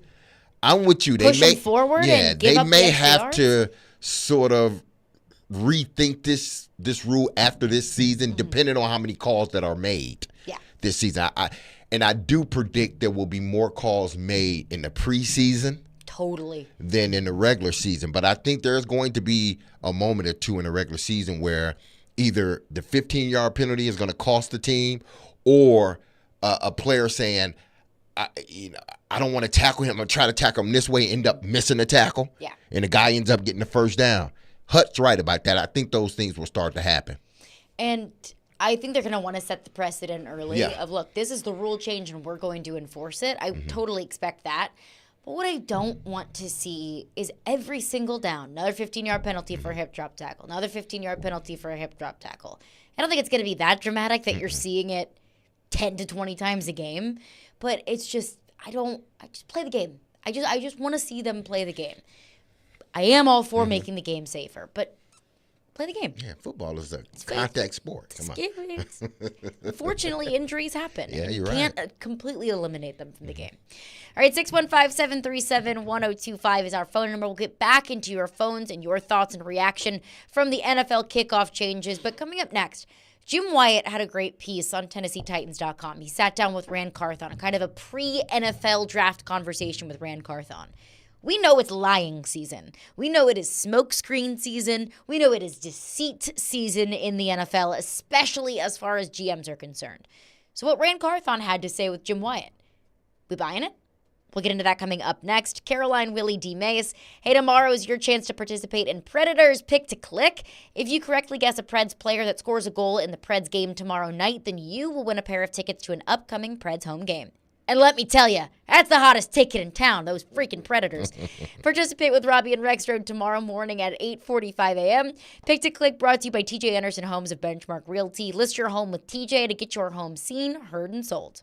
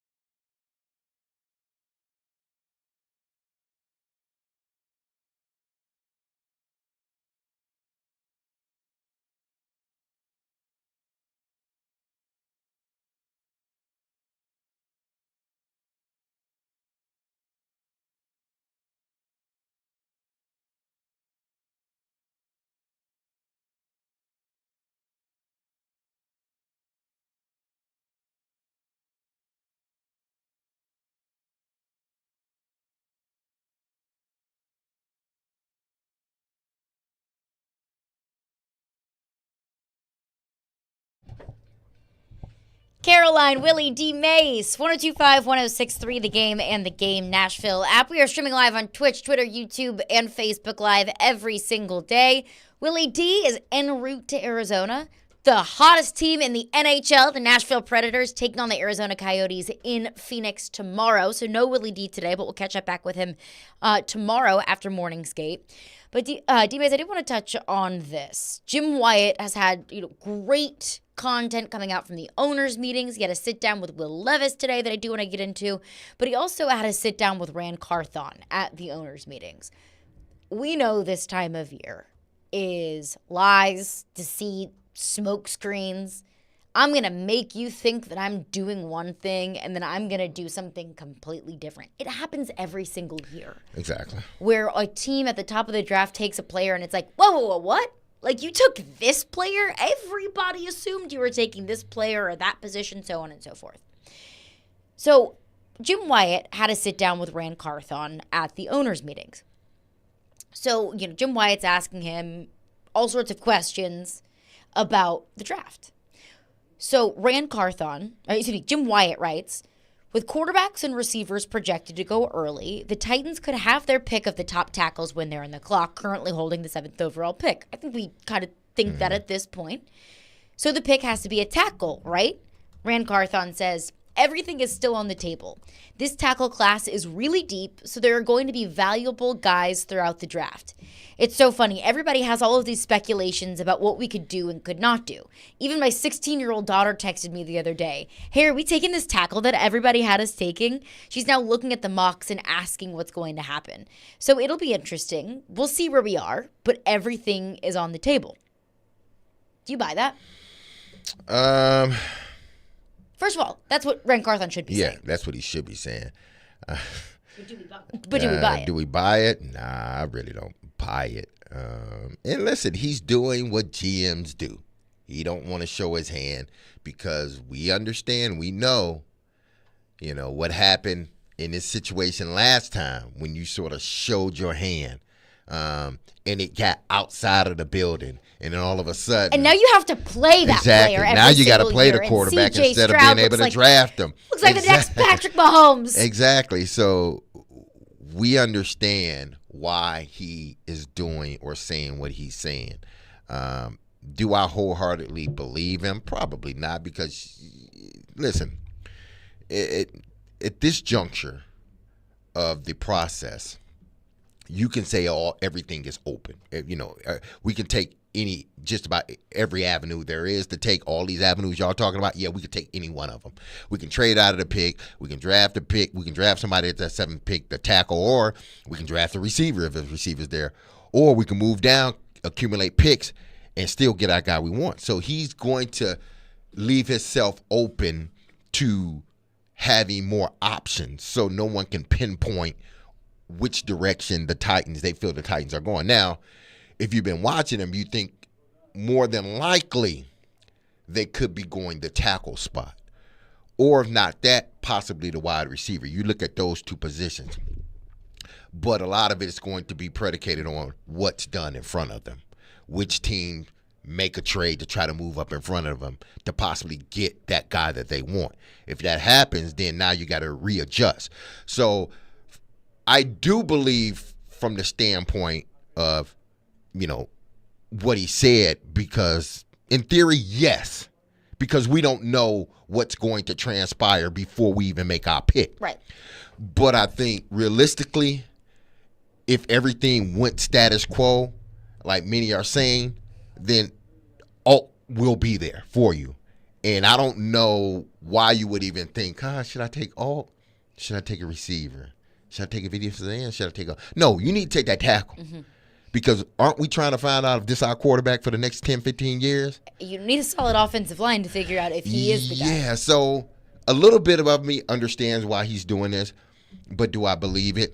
If it falls the way we think it will, nobody makes trades. Even if somebody trades out of that 4th pick, as long as it's probably not the Chargers, who may be looking for a tackle or someone else, then you figure Alt will be there. Mm-hmm. And now they have their choice to take Alt or take another tackle. I think the player they want will be there. It's all about now whether they draft that player or not. I don't blame Rand Carthon in the slightest for saying what he said of, look, everything's on the table. Exactly. When Rand Carthon says, my daughter's texting me about this one tackle that everybody thinks we're going to take, like, it's crazy. I think he's just trying to diminish the hype. Because I'll look at the Chargers. They're in the tackle market, are they not? Yeah.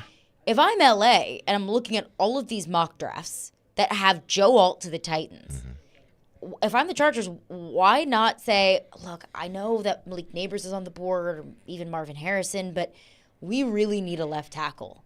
We know the Titans want to take Alt at 7, so we're going to go ahead and take Alt at 5. Like, tipping your hand in any sort of way, I think, is a negative thing. But it really does seem as simple as Joe Alt or best tackle available at 7. And I hate that. Frankly, I hate that. Because what if Marvin Harrison Jr. is available at 7?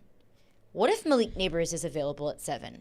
I mean, those are franchise-changing, at least projected to be, franchise-changing kinds of players.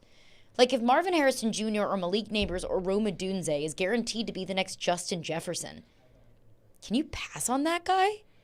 It'd be really tough to. And then you're kind of plagued with the same question and conundrum that Brian Callahan was faced with the Cincinnati Bengals in the 2021 draft. Jamar Chase or Penei Sewell. They ultimately went Chase, and I don't think that they regret that decision. So it really seems like it has to be tackle or nothing, whether it's Alt or Fashanu or J.C. Latham out of Alabama. Because if it's not them, then where are you getting your left tackle?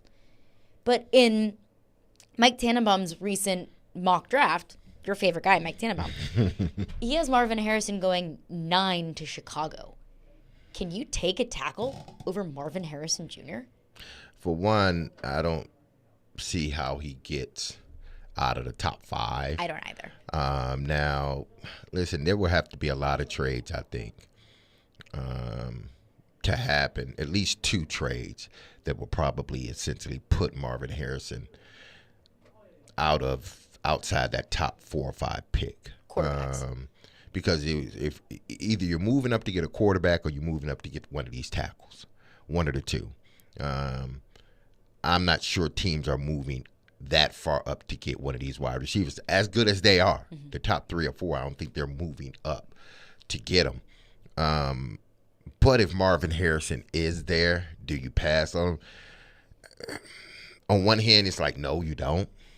But on the other, it's but like, on the other who's hand, it's playing left like, tackle? we got to get our guy here. Now, listen, if, you move down or if somebody moves up and take that tackle and you feel, okay, they took Alt, if I can move down a couple of spots, can I still get the tackle that I want? You could possibly do that, but I still can't see them, and they can, but it would be hard pressed for me to think that if both the players you are looking at are on the board, you choose to go the wide receiver rather than the tackle. As good as Marvin Harrison is, as good as Dunze is, Neighbors, any one of these receivers, as good as they are, if Alt's there, I wouldn't want to be in that position. Let's just say that. I guess it's a good position in a sense, but then whoever you pick, if that other player that you didn't pick ends up showing out, whether you pick Harrison and Joe Alt end up being an All-Pro his first year or a Pro Bowler, and then you could see, like, man, this kid's going to really be the next Joe Thomas. It's going to be the Corey Davis draft. Exactly. You're going to be looking at it like, y'all passed up on the tackle which y'all needed. Y'all just got Ridley. Y'all didn't need a receiver for a starting receiver, not this year. Y'all needed a starting left tackle, and y'all passed him up, and look at what he's doing now.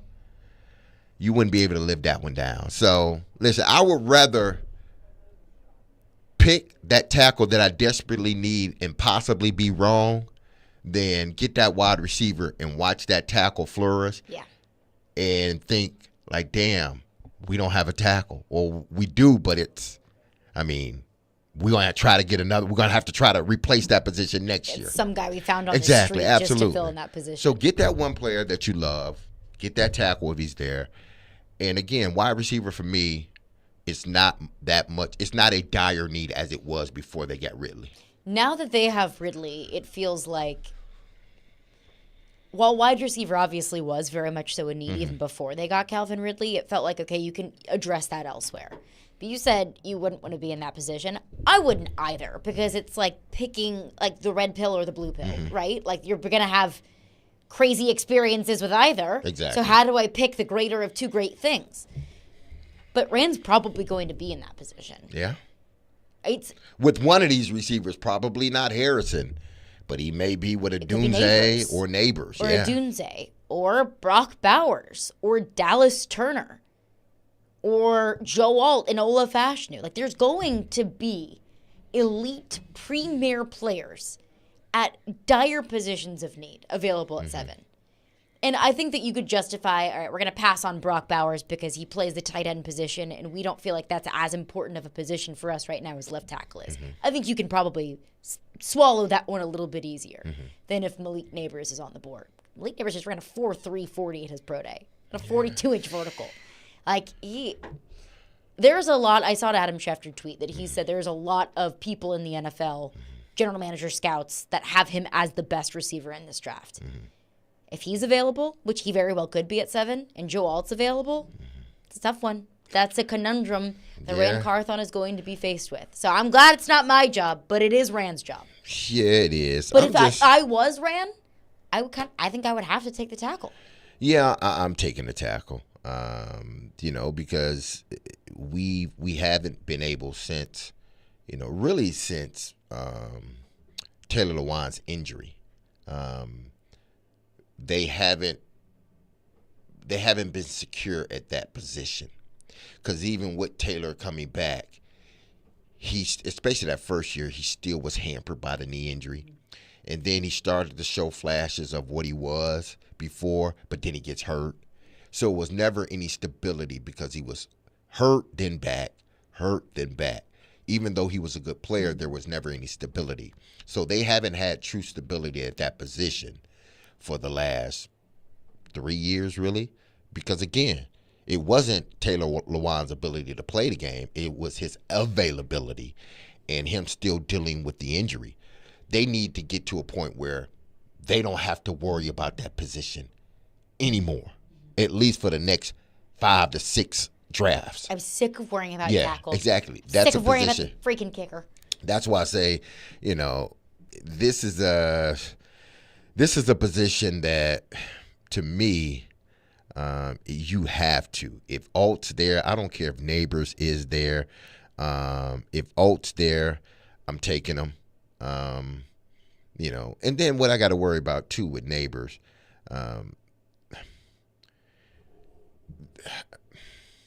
was it more him or was it more the quarterback? This is what we're going to run into. Was it more him? Was it more the quarterback? He went from 3 touchdowns to 14 touchdowns. Which player am I getting? Am I getting this year's Neighbors that can continue to, progress, or am I getting, the second year 1,000-yard 3-touchdown Neighbors where he wasn't as explosive? Well, with Marvin Harrison, I've been seeing this his whole career. Even when they had, Wilson and all those other guys, you still was seeing this. Even with those guys on the rosters 2 years ago, he still was the best wide receiver on their team. That's crazy to think about. And I think a lot of it is because he didn't run in the combine. He didn't do any pro day. So people are trying to not all of a sudden we seen the greatness, but you're going outside the norm because you're not working out. So we're gonna demote you for that, and we're gonna elevate the guy who did work out. And Neighbors did a great job at his workout. Neighbors is a good player. I'm not gonna sit here and deny that. But had Marvin Harrison worked out, ran a 4.3, even if you ran a 4.4 flat, somewhere on the 4.4s, vertical jump was 40. We assume it's going to be somewhere around that. His 3-cone drill was very quick. He would still would remain the number 1 receiver, but because he didn't do all this stuff and Neighbors has, Neighbors is creeping up in some people's mind because of his test, not necessarily what you saw on the field. You saw on the field, what you saw on the field was damn good. Yeah. But if you compare the two, Harrison has been doing he's been doing it with good talent on the side of him, Wilson and all those guys, and then without him when he was the only guy on that team that was capable of catching passes because the other guy was hurt a lot. This kid, don't pass up on him. You may think Neighbors is great, and he probably will be. But this guy, Harrison, barring injuries with any one of these guys, but barring injuries with Harrison, this is a surefire. For me, this is probably other than Calvin Johnson and probably Larry Fitzgerald, but more so Calvin Johnson. This is probably there was 3 guys that I've seen. I know I keep changing this. There's 3 guys that I've seen when I saw them. I like, damn, they're going to be damn good players. They're going to be they're going to have Hall of Fame careers. When I first saw Calvin Johnson at Georgia Tech, I said this kid's going to be good. Yeah. He's going to be, because he has everything that Randy Moss has, but he knows how to run every route. Like, he can run every route on the route tree. And he's big like Randy, and he's fast like Randy. This guy's going to be he's going to be something to deal with. Larry Fitzgerald, same thing. He just catches the ball better than anybody I've ever seen, other than Chris Carter. Now I put D-Hop in that thing. And then Julio Jones, and now Marvin Harrison. Those 4 guys, or 3 or 4 guys, when I saw them, I said those are, if they stay healthy, those are Hall of Fame players. And it has sort of played out that way. Marvin Harrison falls right in that group. There's nothing he can't do. So would you pass up on him at 7 if he's there? If my tackle's there, I still would pass up on him. So all of that. I said all that sweet stuff about Marvin Harrison, but Joe Alt is that for the tackle position, and you need him. Marvin Harrison, you don't need him. That's like a luxury. I think every team needs Marvin Harrison. If I had him, that'd be great. But if I don't have him, I still have pass catchers. I still have D-Hop. I still have Calvin Ridley. Hopefully, Trailing comes on. Nick Westbrook-Akine is there. We're going to draft another receiver later in the draft. But Joe Alt, I'm taking him. As good as Harrison is or Neighbors is, I'm taking Joe Alt. But I'm telling you this. I would have to too. Marvin Harrison is going.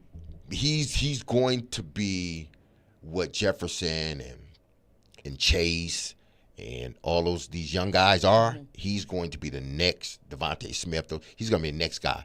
Alabama is, hell, they're wide receiver U. I don't know. Oh, 2 of the receivers that you just named went to the same school. Alabama U. Alabama is wide receiver U, and then you could put Ohio State up there too. So it's 1, 2, D-Mase. and then LSU. Who are the 2 best receivers in the NFL right now? Justin Jefferson and Jamar Chase. Justin Jefferson and Tyreek Hill. And Jamar Chase. Nah, he's not. He's not even in my top 4. You're because crazy. He's hurt all the time. He's not hurt all the time. He's hurt. He was hurt half this season. Okay, fine. Okay, so I can't give him top. Justin Jefferson was hurt this season too. You're gonna drop him out of your top 2? But Justin Jefferson is Justin. We've seen him. We've seen Jamar Chase. But Justin Jefferson, he's just a different breed. Okay, he's a different breed. But okay, y'all got Justin Jefferson. Y'all got Jamar Chase. We're not gonna count Neighbors because he's not in the NFL right now. But I predict you can count Neighbors too. I think Ohio State is still wide receiver U. I don't know. I think Alabama's wide receiver U. Because of Devontae Smith? Devontae Smith. Amari Cooper. Waddle. Jerry Jeudy. Okay, Jerry Jeudy doesn't belong in that list. Yes, he does. He does belong in that list. Yes, he does. Yes, he does belong in that list. He just got traded for a 6th-round pick. No, this is where I disagree. He belongs on that list. Yes, he does. He belongs on that list. I'm not then saying. I will add Jarvis Landry to that list No, I'm not as well. saying. Go ahead. I'm not saying and that. Odell Beckham Jr. I'm not saying that. Okay, you can add Odell, but Jarvis Landry, no, you can't add Jarvis Landry. He had 2 seasons. Judy's on the list. He had 2 seasons. Jerry Judy's had none. Yes, he has. Jerry Judy, get out of here. He was in Denver. How many people you can flourish in Denver right now? Lloyd Cushenberry did. That was different. Guess where he went to school. Different position. Okay, you have Julio Jones, you have Devontae Smith, you have Waddle, you have Jerry Jeudy, Calvin Ridley. Who else came Amari out? Cooper. Amari Cooper. Let me see. There has to be one or two other guys out there. Look, there are a lot of really good receivers that Yeah. went to Alabama. A lot of really good receivers that went to Ohio State. yeah. A lot of good receivers that went to LSU. So those let's just say those three teams, college teams, Yeah. could be considered however you want to put them. Could be considered wide receiver U. But for me, it's Alabama, Ohio State, then LSU. Enjoy Amari Cooper and Jerry Jeudy from my team that I am building, the Fighting Carolina Fentons. I'm going to take Justin Jefferson and Jamar Of course Chase, you are. and I'm going to beat you every single Sunday. All right, I want to get your reaction on this coming up next. This is the difficult conundrum that that Rand Carthon is. I'm looking at Joe Dubin's book right now. That Rand Carthon is faced with.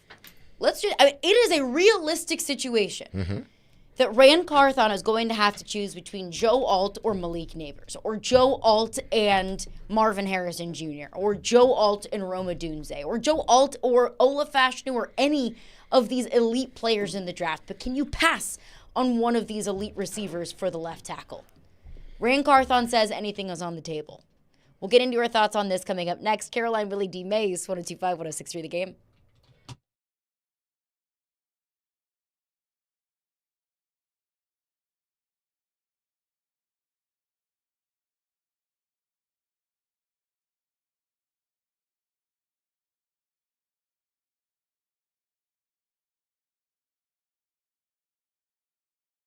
All right, let's talk Lee Company. 567-1000 is the phone number. They are a proud sponsor of our Nashville Predators coverage. Predators and Sharks tonight. Jeremy Lazan out week to week with a lower body injury. Mark Delgaizo is in. Nashville trying to get the point streak to 15 tonight. Lee Company's got all your needs met. If you haven't had your air conditioning unit checked, I know it was a little chilly last night. You were probably kicking up that heat a lot. This is that time of the year you might need both. That's why it's important that both are running properly at all times. That's why Lee Company's home maintenance plan with that year-round coverage is the way to go. So call and ask them. You pay a small monthly fee, $8.25 a month. You get the free checkups every year, annually, not only heating and cooling, but plumbing and electric as well. And then you get discounts on repairs. Call Lee Company, 615-567-1000, or go online at leecompany.com. Lee Company, proud sponsor, Nashville Predators.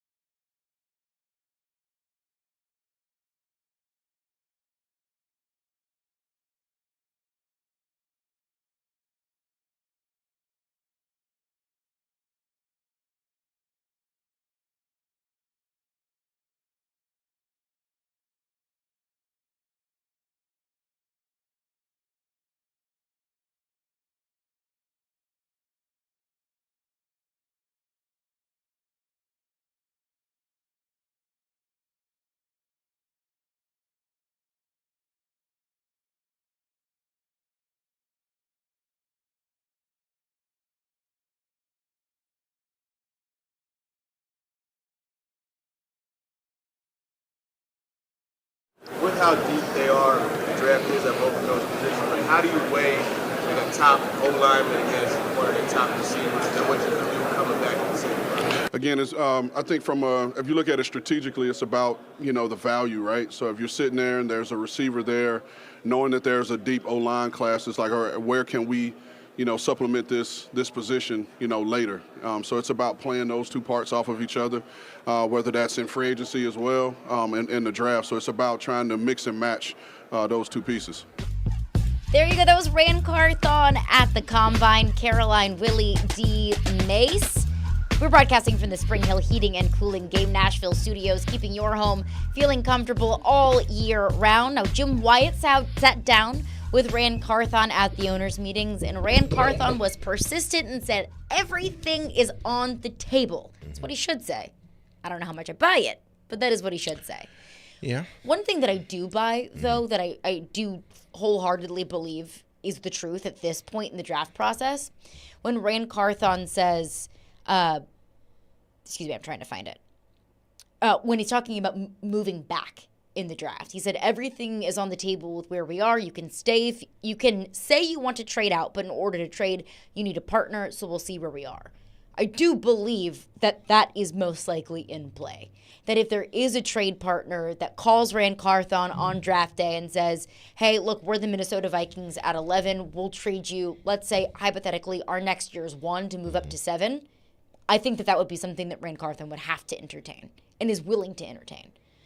Yeah, I think you have to be open and receptive to, offers that are brought, to the table, especially the day of the draft. Obviously, I'm sure they're getting phone calls the closer and closer you get to draft, and trying to judge the temperature on what the Titans will do or what they will not do based upon who's available. But I think closer to the draft or even on draft day, I think that's when, if there is any move to be made, I think we'll start really hearing about it the day of the draft. You don't want that stuff to leak out. And I believe Ran when he says, listen, we want to keep things in-house, whether it's contract talk, potential, guys that we're looking at, free agency. We want to keep it sort of in-house until, we can either make that move happen or whatnot, because the last thing you want to happen is what happened last year. Yeah. Now, whose fault was it? I don't know, but it got out. He wants everything. Exactly. He wants everything to stay in-house. That's why not much is getting out this go around. But before I continue with that, you and I talked about the onside rule changes quickly. Yes, yeah. So the new kickoff rule changes. We got a couple texts in the text line asking what happens with squib kicks and onside kicks with this new rule. Well, onside kicks, it said the new rule crafted by NFL special teams coordinators. See, all of this was crafted by the coordinators because they didn't want it to completely go away. It says it would allow teams to attempt an onside kick only, that's the key word, only, when trailing in the fourth quarter, and requires them to declare in advance. So no longer can you just come out at half and kick an onside kick, even if you tell them you're kicking it. Based upon what the rule is, you can only do it in the fourth quarter when you're behind. And then you got to notify the team that you're kicking an onside kick. Got it. So just to sort of clarify that stuff up. But, back to Ran Carthon. Now, again, if there's an opportunity for them to move off that 7th and still get one of those individuals they want, then you have to listen to it. Now, whether you decide to go down that route or not, that's up to you. But I think you owe the fan base, you owe the organization, even, you owe the organization a listen to, like, okay, totally. What are you talking here? What do you want to give us? Okay, all right. Nah, that's not enough. We're good. We'll stay here. And then maybe wait half an hour later, and that same person calls back like, oof, all right, we'll give you this. Yeah, we'll give you this. And maybe it's like, okay, let's do it. But I think that will happen sort of like the A.J. Brown thing did happen, closer to when you're about to pick than anything else. Because if the cat gets out of the bag before you pick, and y'all ain't got those things ironed out and everything else, somebody else can say, well, I want to move in. Let me move up for you to get that player that you want. Now it throws everything off for you. Right. So you should have those conversations. Yeah, you should. You can say no. Yeah. It doesn't mean that you're going to, but I think you should be having those conversations if there's a team desperate enough to give you a one, to absolutely sweeten the pot. One texter texts in, says, you're acting like Joe Alt is a for sure number one OT in the draft. Last year, everyone said that the Ohio State offensive tackle, Paris Johnson Jr., was the best out of last year's draft, but he wasn't. One thing, there's no such thing as a for sure thing. We can think that there is. Yes, exactly. If you're picking a player in the top 10 in the first round, you expect him to be, but you never really know for sure. But I'm not going to pretend like I'm an offensive line enthusiast. Everyone who has said Joe Alt is the most pro-ready prospect, not tackle, prospect in this draft. Yeah, so you're going by, you're trusting the information that you're getting from your scouts. You're trusting your eyes and what you see on film. You're trusting, the conversation that you and Joe Alt will have prior to the draft. So you're trusting these three things. That's going to give you that's going to give you your answer for now. That's what's going to cause you to draft him or don't draft him. That's with any player. But it does seem like Alt is, like you said, if you're just talking about pound for pound guy that's ready for the NFL, he's probably more than likely the most ready of anybody, quarterbacks and all, anybody to step in and play immediately. And you at least have the trust in Bill Callahan to make that evaluation and that decision. Tyler Texan says, I'd be very fine if they draft Harrison or Neighbors over a tackle because those guys are game-changing players. The thing I can't accept is drafting a Dunze over Alt because I think he's so much less of a sure thing. I don't know if I would agree with that, but also I will tell you this. Look at Andre Dillard this past year. You want to tell me he was a game changer, but in a negative way? He was a game changer. In a bad way. Exactly. So I think that left tackles absolutely can be game changers. Ask Will Levis if he thinks the left tackle is a game changer. It's just not very sexy. No. It's not as sexy as a receiver with a 45-yard reception. But I think that you can absolutely call a left tackle a game changer. Oh, he can be. I mean, the notion that left tackles or offensive linemen can be game changers. Go ask Philadelphia Eagles.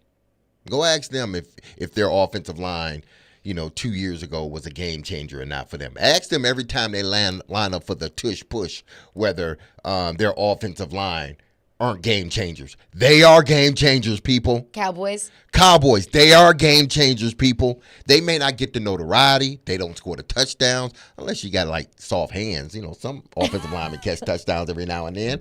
We see that. Even Taylor Lewan caught a touchdown pass, I believe, in his career. So offensive linemen got soft hands.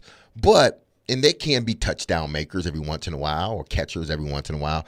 But to just sit here and say an offensive lineman isn't a game changer, what do you think allowed those game-changing plays to happen? A good offensive line, a left tackle that you don't have to worry about, a center that ain't getting pushed in the quarterback's lap. That's what allowed those game-changing plays to happen when they're throwing the ball down the field to Calvin Ridley or D-Hop or Traylon. They getting these big plays. Yeah, you see the big play, but if they ain't had those offensive linemen up front, you wouldn't be getting those big plays. So I would tend to disagree. Offensive linemen are playmakers, but in different ways. To me, offensive line is the most important, beside the quarterback, the offensive line is the most important position in the NFL. It is. Offensive line is. If you got an offensive line, you got a better shot at winning. You ain't got an offensive line, better say a few prayers before that game because you might end up on the sideline hurt. Ask both of our quarterbacks. Yeah, just watch a single down of any of Tennessee Titans football this past season. Go watch Carolina Panthers. Oh, man. That little guy will tell you how much he needs an offensive line and how much they can be playmakers for him. And I'll take Tim's, his expertise. He's played the position. We asked him, what's the most important thing to build around a young quarterback? Without hesitation, he said, a good offensive line. Yeah. And I think a lot of other quarterbacks would agree. Because in the offensive line, it's like the offensive line is like 5 big brothers. Who would not love to have like 5, 6'3", 6'4", 6'5", and maybe the oldest brother, the youngest brother is 6'7", and all of them weigh over 300 pounds. If those are your brothers, would you be scared to go anywhere? Absolutely not. Absolutely. Look, I got my 5 big brothers right here. Y'all messing with me? Ain't nobody messing with me. That's how a quarterback feels. I got my 5 big brothers in front of me, and all of them damn good. I have no care in the world. I can drop back and just throw the football. Why? Because I don't have to worry about Aaron Brewer being in my lap, wanting a nap. I don't have to worry about Dillard over here. Andre Turnstile. Exactly. And I'm getting hit in the back of the head. Or Dylan Radin's false Exactly. start. I don't have to worry about any of that stuff no more. Why? Because I have capable offensive linemen, good offensive line. And I got a left tackle that's 6'7", 6'8", 350 pounds, like a brick wall. I'm with you. I'm with you 100%. Another texter says, I don't care who's on the board at 7. If Marvin Harrison Jr. is there, you take him. No questions asked whatsoever. Don't overthink it. Now, to a certain extent, I would agree. A player of Marvin Harrison Jr.'s caliber, you can't pass on a guy like that. But then I'll ask the question, who's playing left tackle? And don't tell me, you can get a left tackle in the second round. You can get a left tackle in the 4th round. You can get a left tackle in the 5th round. Oh, you can. But they ain't going to be what Joe Alt is. And it may take them 5 years to get to being a starter. Or they can be a depth piece. You just never know. But Marvin Harrison Jr. might be that kind of player that if he's at 7, you say, we don't care about left tackle. We'll figure it out. We have to take him. And maybe that's Rand Carthon's approach. But I just look at it. Yeah, it's a really hard decision. And also, let's keep in mind, Marvin Harrison Jr. is probably not going to be there at 7. yes, if they didn't go out and get Calvin Ridley, then this would be an ongoing debate. Tackle, receiver, which one do you want? But since they've gotten Calvin Ridley and D-Hop is still here, hopefully Traylon comes on this year. I think that's a position you can say, okay, we are okay at this position. Doesn't mean we don't need another guy, but if we didn't get another guy via draft, we still would be okay at this position. But what we ain't okay at, offensive line, offensive tackle, the tackle, we're not okay at that position. We can't just pass on him and say, we'll be fine. We can get a guy in the 4th round. Nah, more than likely you can't. Not a starter right away anyway. Right. Austin in Clarksville texts in left tackle in next year's draft. But who's playing left tackle this year? Yeah, who's playing left tackle this year? And you can find a body, a player that's, you can find him on the side of the street. Caroline, did they see how many times Will Levis and Ryan Tannehill was on the grind? People, it's good that y'all have short-term memory. I get it. It's great to have it at times, but not in this situation. It's not good to have a short-term memory. How many times was your quarterback on his back, on his bottom? How many times was both of them on the sideline because they were injured because of this offensive line? And now y'all sitting here saying, oh, well, if Neighbors is there or if Harrison is there and Old is there, I'm taking Neighbors or Harrison. Well, you're going to see the same things you saw last year. Your and the part about this one is, you don't have a backup like Ryan Tannehill now. You don't. You got Mason Rudolph, he's a good backup. But do you want Mason Rudolph coming in the game? No. Probably not. Okay. So people don't. Then Mason Rudolph gets hurt. Exactly. This short-term memory y'all have, y'all must have forgotten that your quarterback had 2 ankle injuries, had to have surgery one time. And then your rookie quarterback, he gets hurt because of the offensive line. Are y'all forgetting that? It's easy to forget, right? Because not for me. Because the thought not for Will Levis. Not for Will Levis. And it's not even just the quarterbacks, even though that's a massive, massive part of it. Like, that's 99% of the pie. But you couldn't do anything else offensively. You could throw the ball. You struggled to run the ball. You couldn't give the quarterback time. I don't know, but I think I can expect that Tim Kelly's playbook went from like Harry Potter length to like children's book because of how hampered they were by the offensive line. They couldn't do anything offensively. So it's easy to get caught up in what a receiver could do and the flashy plays and, the Jamar Chase, Joe Burrow, Cincinnati Bengals in the 2021 draft kind of approach to this draft. But don't forget how bad this offensive line was, and let's be honest, still is. Like some things just need a little salt to it, okay? That changes the whole flavor. Mm-hmm. And the salt is the offensive line, and the salt is the tackle.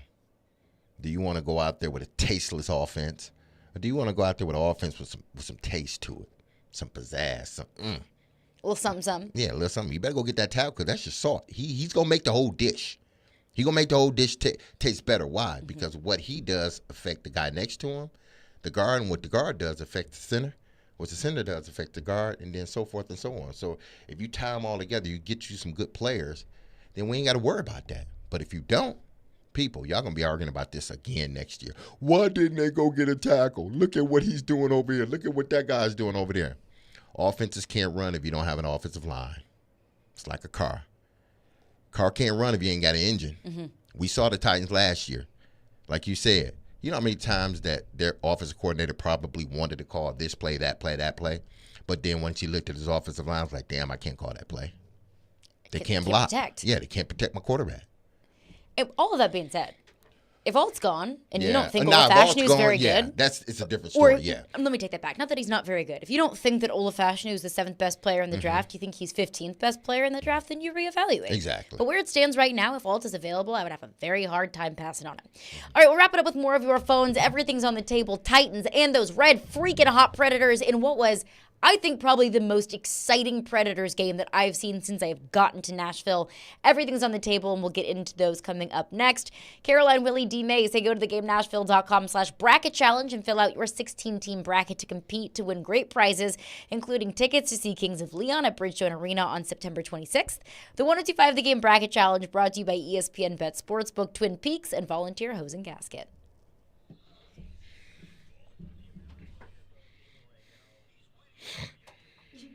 Somebody goes.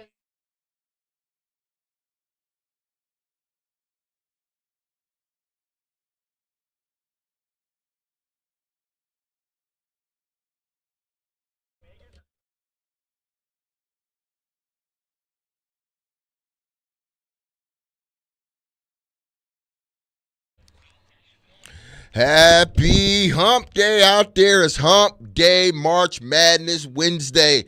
And listen, the games are coming up now. I know you're going to be getting your picks together and you're doing all this stuff before the weekend starts, before these games starts up. So if you got your picks together and you're ready to make those bets, then you need to do it with our partners, Zen Sports. And I'm going to tell you why.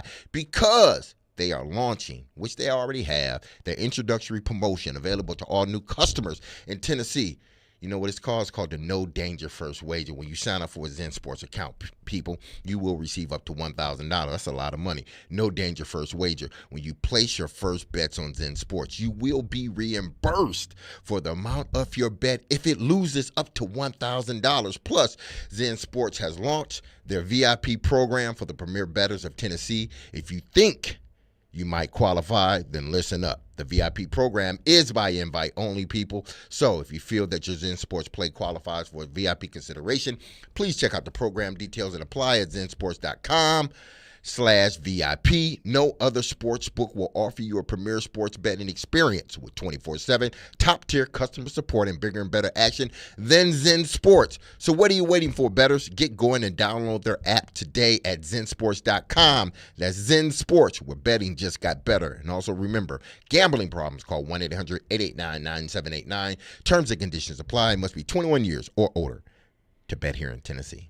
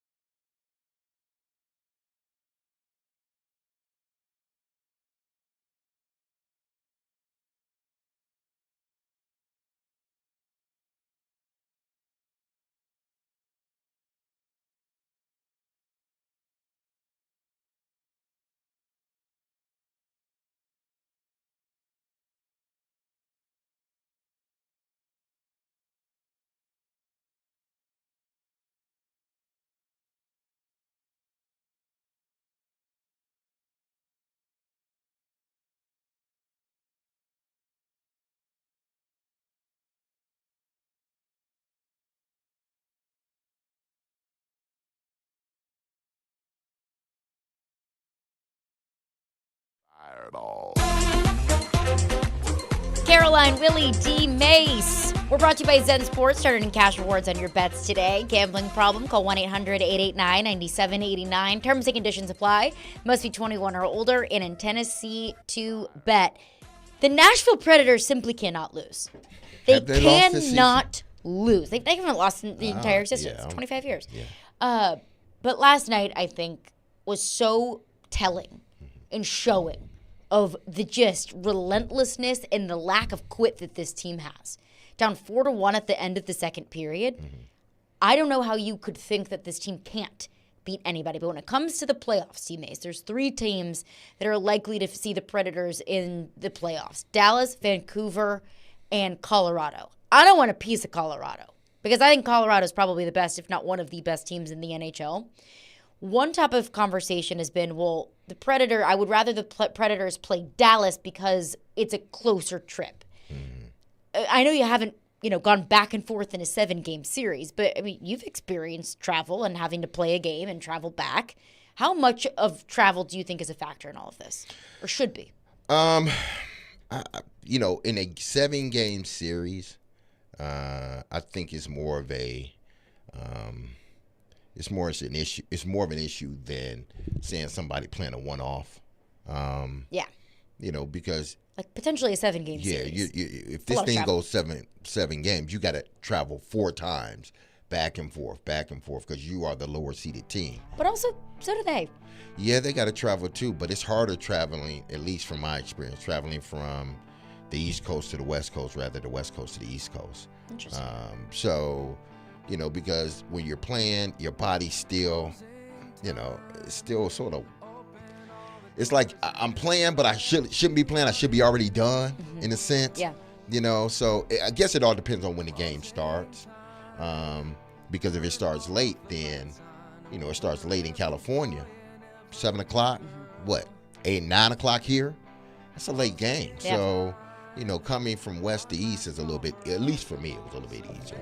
The point streak continues. Predators take it 5-4 in overtime against the Vegas Golden Knights. That's going to do it for us today. Stillman & Company is up next. Be love on your people. Peace.